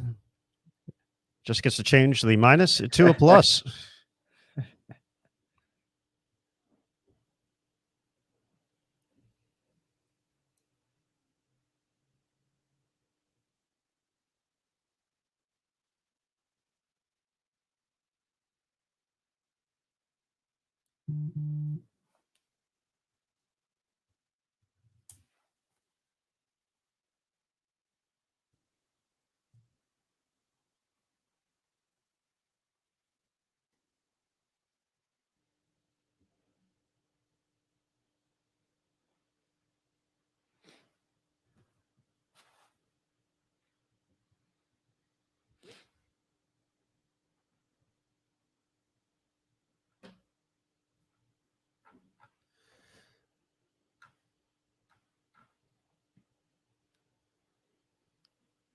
$141 for Mitchell Leeper. Matthew Martinez, final shot here.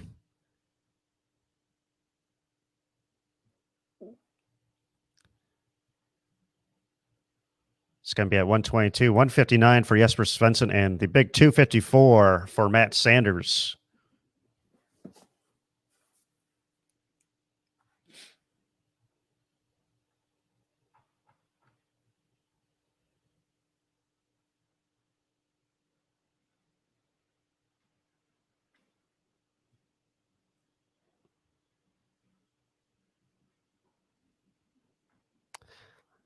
Let's head over to 67 and 68 as we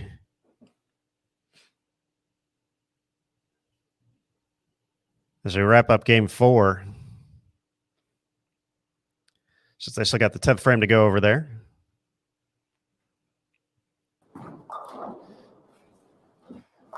Take a look at Kevin Williams, Daryl Carrion, Jonathan Lundquist, and Sean Lavery Spar. So we're looking at finishing up their 9th frame, getting it into the 10th here of game 4.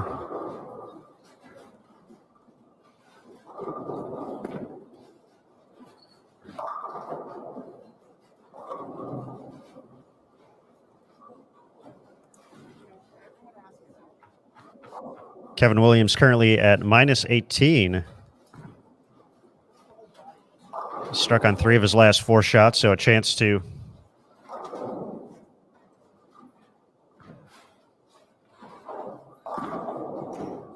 still stay pretty close to even this game.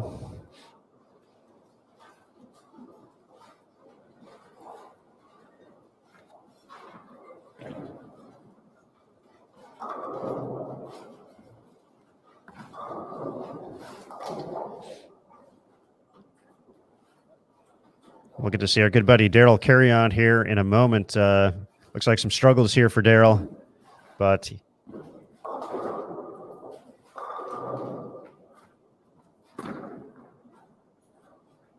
first made his way into the national spotlight right here at the National Bowling Stadium. Rolling a 300 game at the Open Championships in 2000. Is that 13 or 14, Matt? I'm trying to think of what year that was now. I think it was 14. It does sound about right. And the lucky pants, of course, being the key to everything.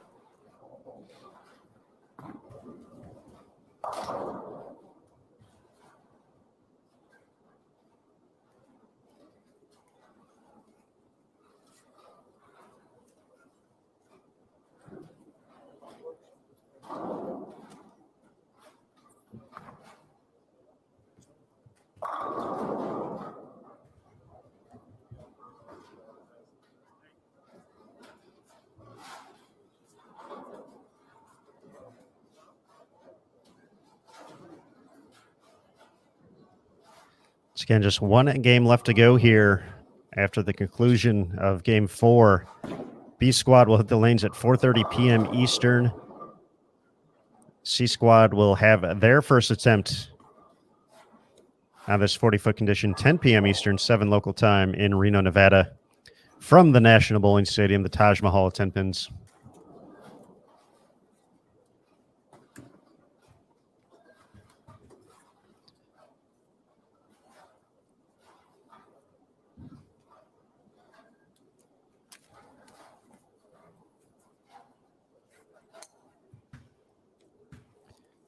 Here's Kevin Williams. Can make it 2 in a row to start his 10th. Gonna mix him up. Carry on finished with 175. Lundquist 141. Sean Lavery Spar 160.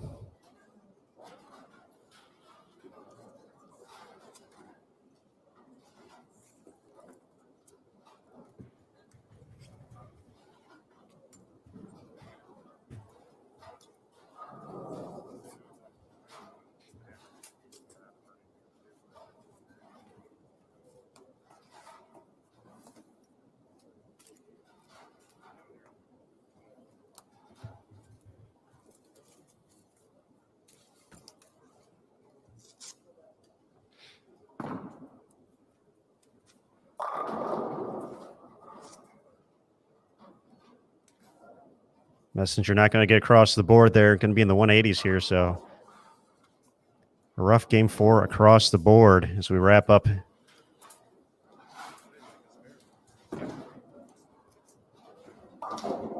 Game 4. Once again, we're waiting for everybody to finish up before everybody transitions to Game 5.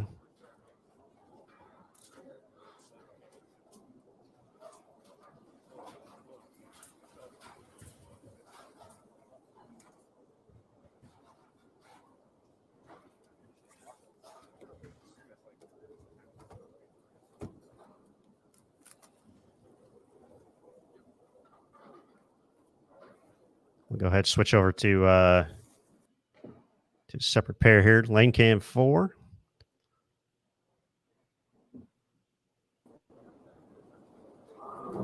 Try to watch these guys a little bit earlier. AJ Chapman, Martin Larson, Nick Crummell, and Joshua Jones. Crummell plus 24. AJ Chapman -4. Martin Larson -15. So those guys all looking for a strong finish here to put themselves in position to walk away with a plus block and You may begin your 5th and final game. start game planning for their final 10 games.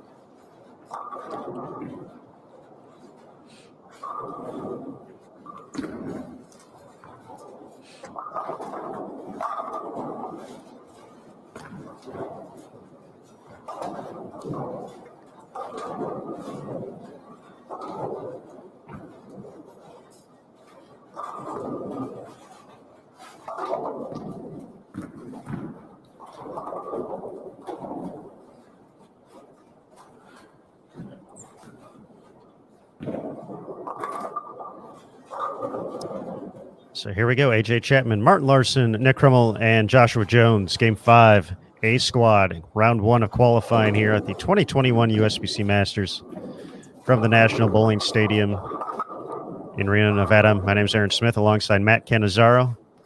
Jason Thomas on site in Reno, Nevada at the NBS along with Inside Bowling's Mike Flanagan. Big shout out to the not only the USBC staff on site, putting in some long hours for tournament competition, but to the NBS staff as well. They're out there sanitizing, cleaning after every game to make sure these athletes are staying safe here at the venue.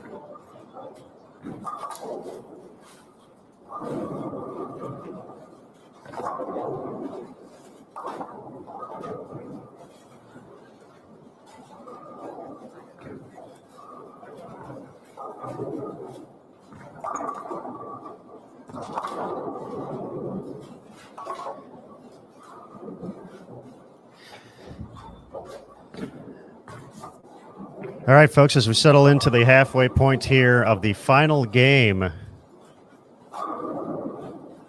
of A squad qualifying here, 2021 USBC Masters. I just want to remind everybody that at 900 Global, whether you're a pro or just starting out, they have something for you. They strive to manufacture and deliver amazing products, excellent service, and proudly do it all right in the USA. Visit 900global.com to find your new bowling ball. 900 Global, striking worldwide.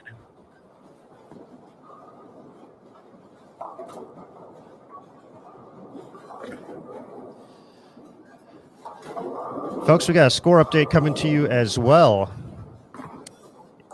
In the next minute or two, we'll have that coming up on the screen here, or on the screen, not the scream.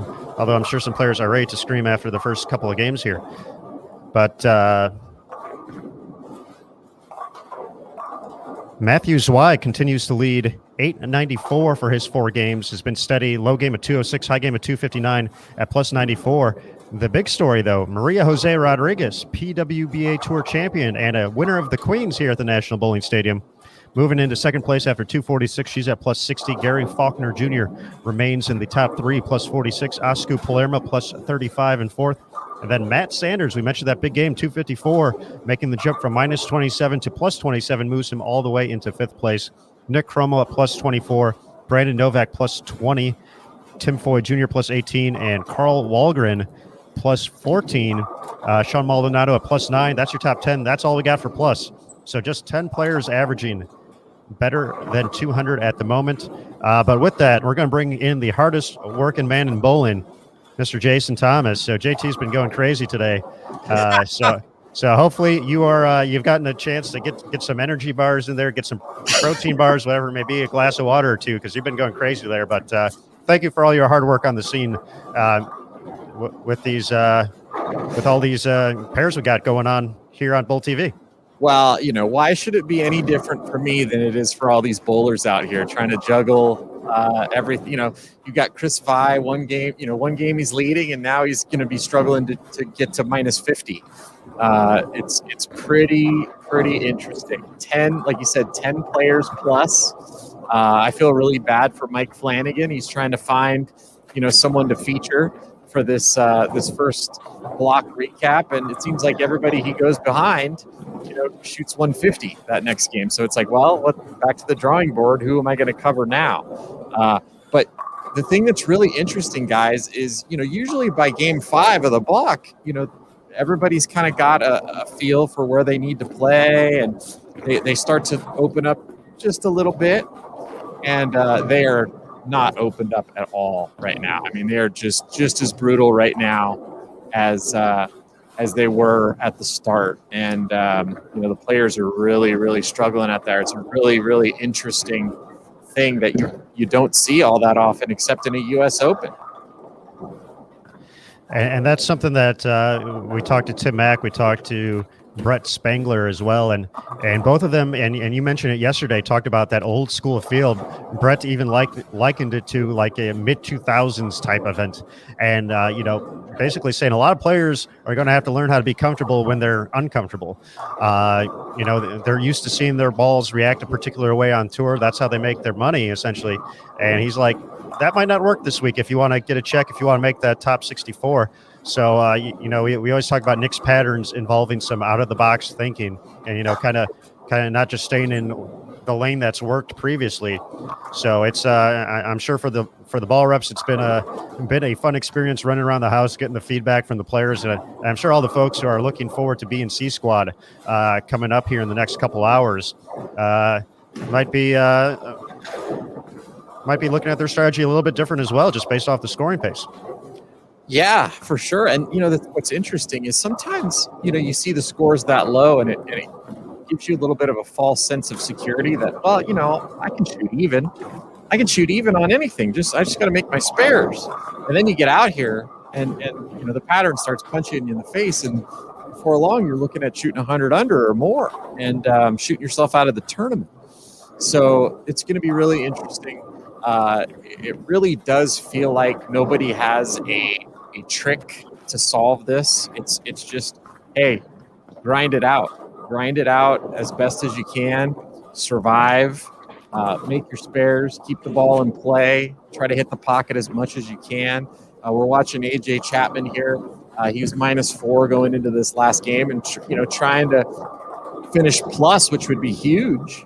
And this is a 10 pin there after finally kind of figuring something out and trying to make up for those 2 early opens, and now he's looking at 150 or 140 maybe if he can't throw a double here. So it's just carnage out on the lanes right now, which is very interesting, and I don't think a lot of people expected it. You look at that pattern that they're bowling on, and it seems unassuming enough. There's a slight bit of shape to it, but then you get out here and see what you've got to bowl on, and they are very, very difficult, and it's a matter of survival out here right now. Great cover there by Joshua Jones, staying clean here in the final game, looking to find a little bit of momentum heading into the next 2 rounds. But I think that's a great point, JT, is that, looking at AJ's case and now now a third open with that. Martin Larson is giving away a few opens as well, and missed a single pin, and then shot the head pin around the 10 in the washout there in the last frame. But yeah, those are things you certainly don't want to. And you know, one of the things Matt and I have been talking about is, you know, I think everyone's kind of, you're not okay with it, but you understand you're going to have some games where you're going to be happy to walk away with 180. I think that's just going to be the case here. But I think the bigger and the thing that the players are going to kick themselves more for is if they find a pair, whatever it may be that they actually have a look on, and you can go 240 and you go 2 over 210. Those are the things that are going to be keeping them up at night, looking ahead to this event and looking to make that top 64 to the bracket. Yeah, absolutely. And, you know, I just got an update from Mike Flanagan, and Maria Jose Rodriguez has a chance for 250 going into the 10th this game. So it looks like she's going to be the leader after the opening block here. We'll get an interview with her for you guys queued up as soon as the block ends. But that's a big story. And like you said, you mentioned her previous success here in the stadium. But, you know, what's interesting is, you know, the ladies, even though they've been off for a while, they are accustomed to bowling on these type of difficult patterns, and they just have a different mindset, I think, than a lot of the male players do. I think the male players a lot of times go in assuming that, you know, they're going to need to shoot 250s and 260s, and, you know, they're just not as patient, I think, as the ladies are sometimes. Just because the ladies are used to this type of scoring pace and grinding out a little bit more than the men are. And Maria has shown that success. She did qualify for the World Series of Bowling, you know, not too long ago in Tampa. So getting to experience the tougher patterns, kind of getting to see the transition that comes with the higher rev rates on the men's side. But you mentioned the familiarity with the patterns, you know, coming from the PWBA tours, all Nick Hoagland patterns.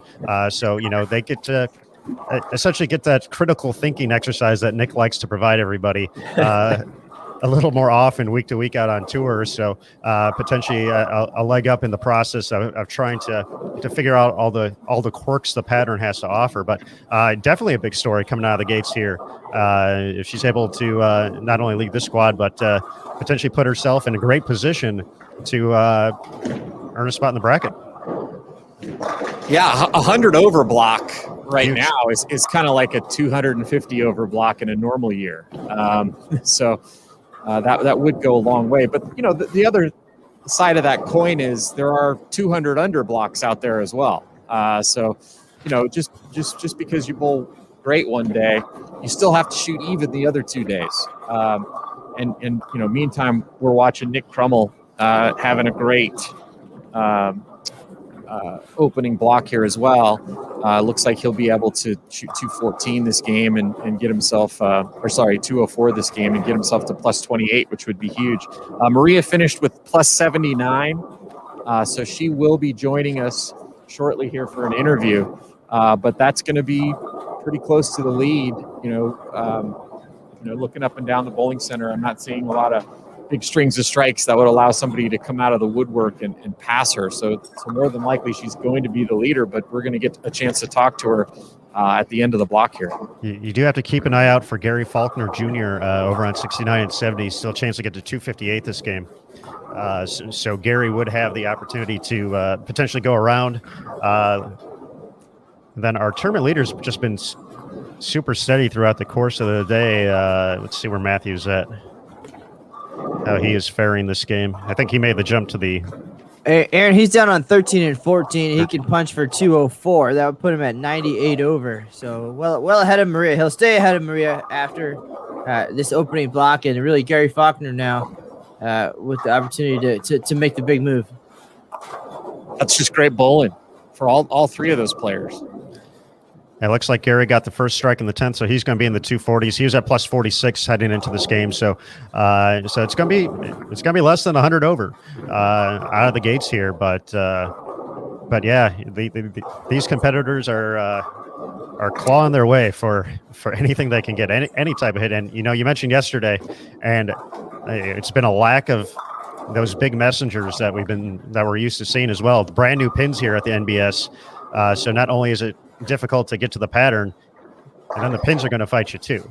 So that on kind of piling on everything is kind of sums up the day as some frustration there from AJ just firing at the head pin to finish up 158. So but that's one of those swing games. All of a sudden, -4 to -46 is there's going to be a significant drop here in the A squad standings. Yeah, just to bring back Brett Spangler's point, where this is old school type bowling. I bowled the U.S. Open one time and won a spot back in the day when you had to win a spot. Now you do again, but won a spot. I bowled on A squad first day, and after the first 8 games of A squad, plus 55 was your leader, and it was an 80-some player squad. There were 3 squads, and I think the field was 240. So I think it was 80 players. And 55 over did not end up leading for the day because we had the 2 burn squads after that. But today, we don't have any burn squads. No so whatever's leading here might end up being your leader for the day. It looks like plus 88, the final tally there for Matthew Zweig. So it looks like Gary Faulkner is he got the double in the 10th, so he's going to be at least in the plus 90s, approaching plus 100 here. So it looks like Gary Faulkner Jr., a gentleman who's had success at the National Bowling Stadium, winning the World Championship, looking very comfortable here in day one and getting off to a great start, looking long-term for his 15 games. All right, well, Maria's here, guys, so I'm going to go get her set up, and you get a chance to talk to her, okay? Excellent. All right, thanks, JT.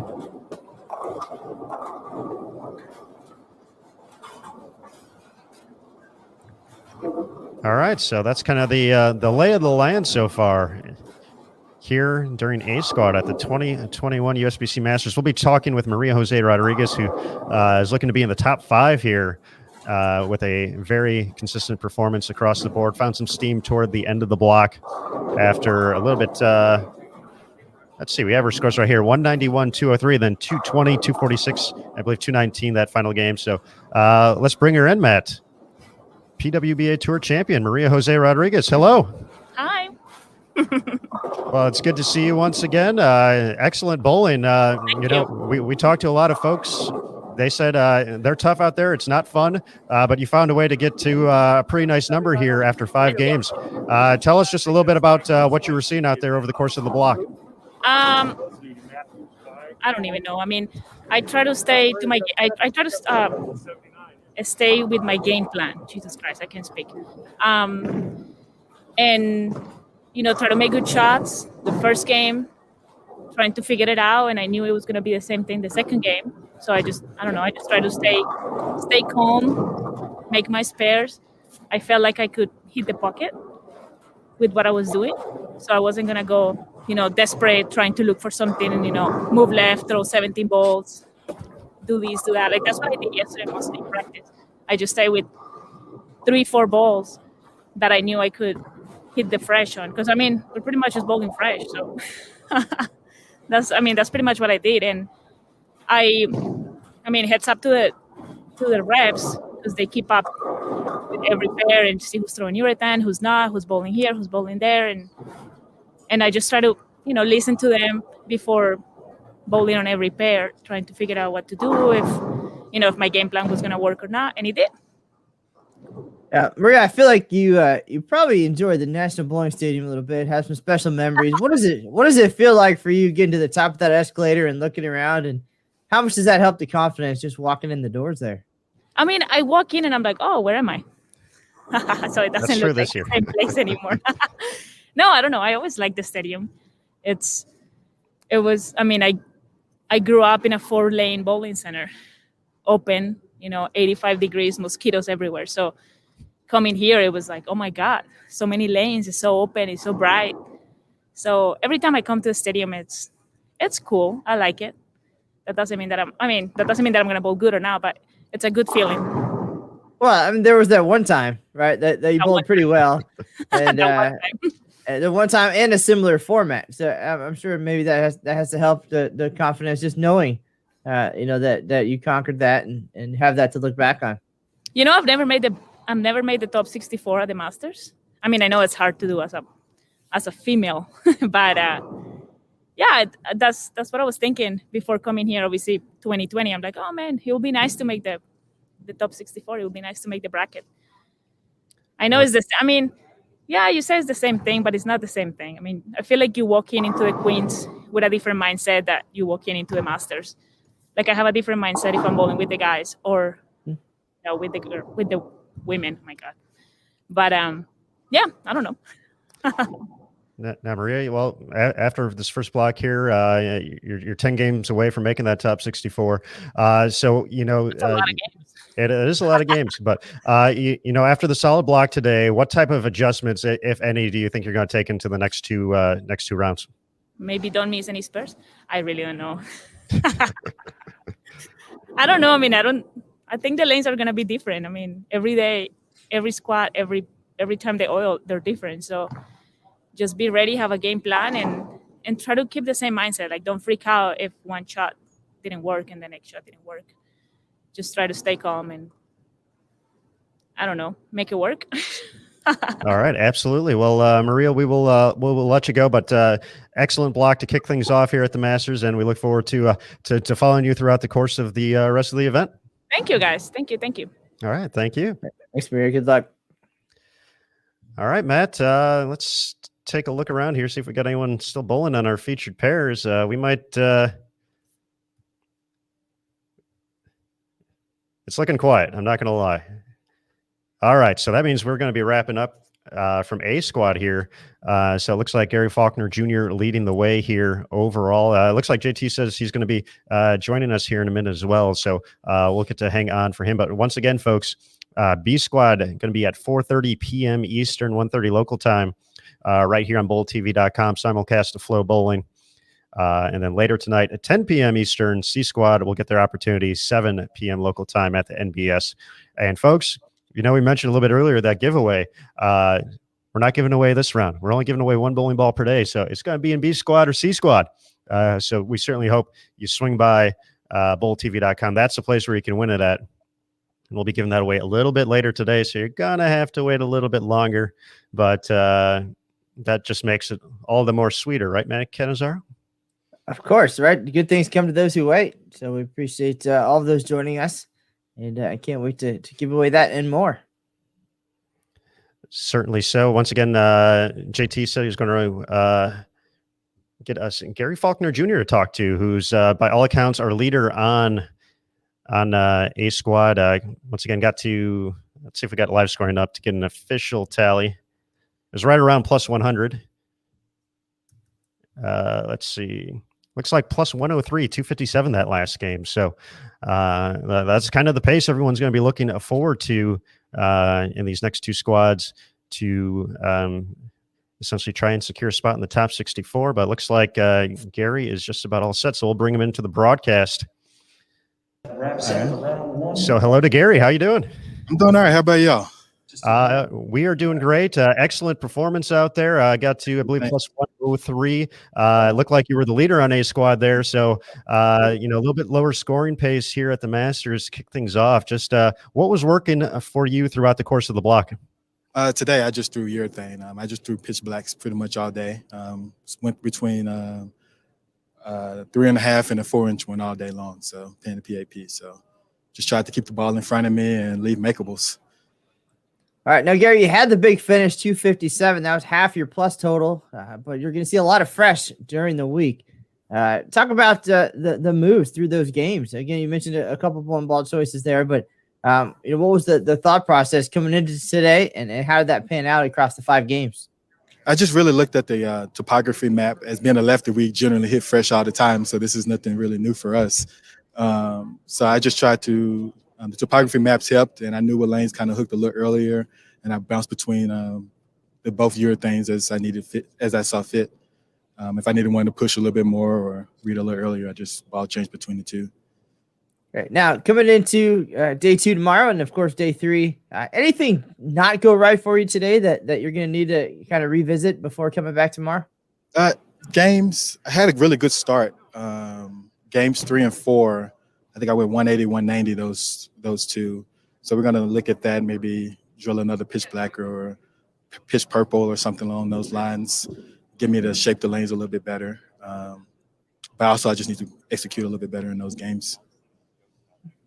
All right, Gary, we talked a little bit about it on the broadcast, but obviously the past success at the stadium, it's always got to be great walking in there, Right. and knowing you've won at that building. But what's it like being there? Obviously, it's looking a little different with the renovations, but what's it like for you to step into the National Bowling Stadium, knowing the success you've had in that building?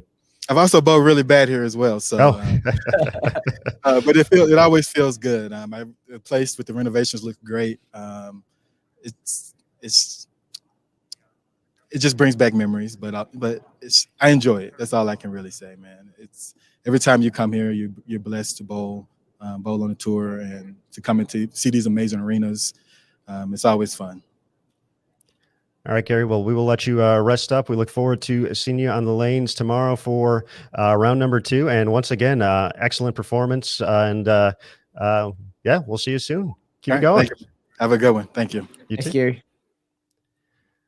All right, Matt, there we go. We got some great insight from Maria Jose Rodriguez and Gary Faulkner Jr. As we said, unofficially, Gary leading the way plus 103 after his 5-game block here at the USBC Masters. But we're not done today. 2 more blocks left to go. B Squad, once again, 4:30 p.m. Eastern, 1:30 local time. And then C Squad, 10 p.m. Eastern, 7 o'clock local time, coming to you today. So pretty quick broadcast, just under 3 hours for everything. So we are going to go ahead and take a quick little break and essentially get ready to continue bringing you this great action from the National Bowling Stadium, one of our favorite spots. So, of course, be sure to visit bowl.com/masters to get all the info, lane assignments, results, oil pattern, live scoring, all that good stuff. And, of course, keep an eye out on social media. Mike and Kim are doing some great stuff this week. The Sport of Bowling USBC on Facebook, at USBC on Twitter, and at US Bowling Congress on Instagram. Matt, before we sign off, any hot takes from A Squad? No, I think it's as expected, right? It's going to be a grind and a challenge, and we'll see what B Squad learned from tuning into Bowl TV and watching A Squad on the lanes today. But Gary Faulkner set the bar. Maria Jose Rodriguez bowled very well. Both of them past winners at the National Bowling Stadium. Maybe that has something to do with the confidence and the performance and just being comfortable. I guess we'll see what other past champions at the NBS step up, and looking forward to seeing if what we saw on A Squad is going to be consistent throughout the day or what. We'll see. All right, Matt, thank you again. And, of course, big thanks to Jason Thomas and Mike Flanagan as well on site, to the whole USBC staff and USBC just in general for making this tournament happen, all the safety procedures and protocols in place as well. Big shout out to the NBS, our gold industry partners. Let's see, we got our short duration gold industry partners, Storm, Rotogrip, and 900 Global, our official lane maintenance provider, Kegel. Thanks, everybody. We appreciate it. We appreciate you joining us here on BowlTV.com. We'll be here for the entirety of qualifying match play for both the USBC Masters and the U.S. Open. But for right now, we're going to go ahead and take a quick break. So for Matt Cannizzaro, I'm Aaron Smith. We'll see you soon right here for continued Masters coverage on Bowl TV. And remember, folks, on Bowl TV, bowling lives here. We'll see you in a little bit.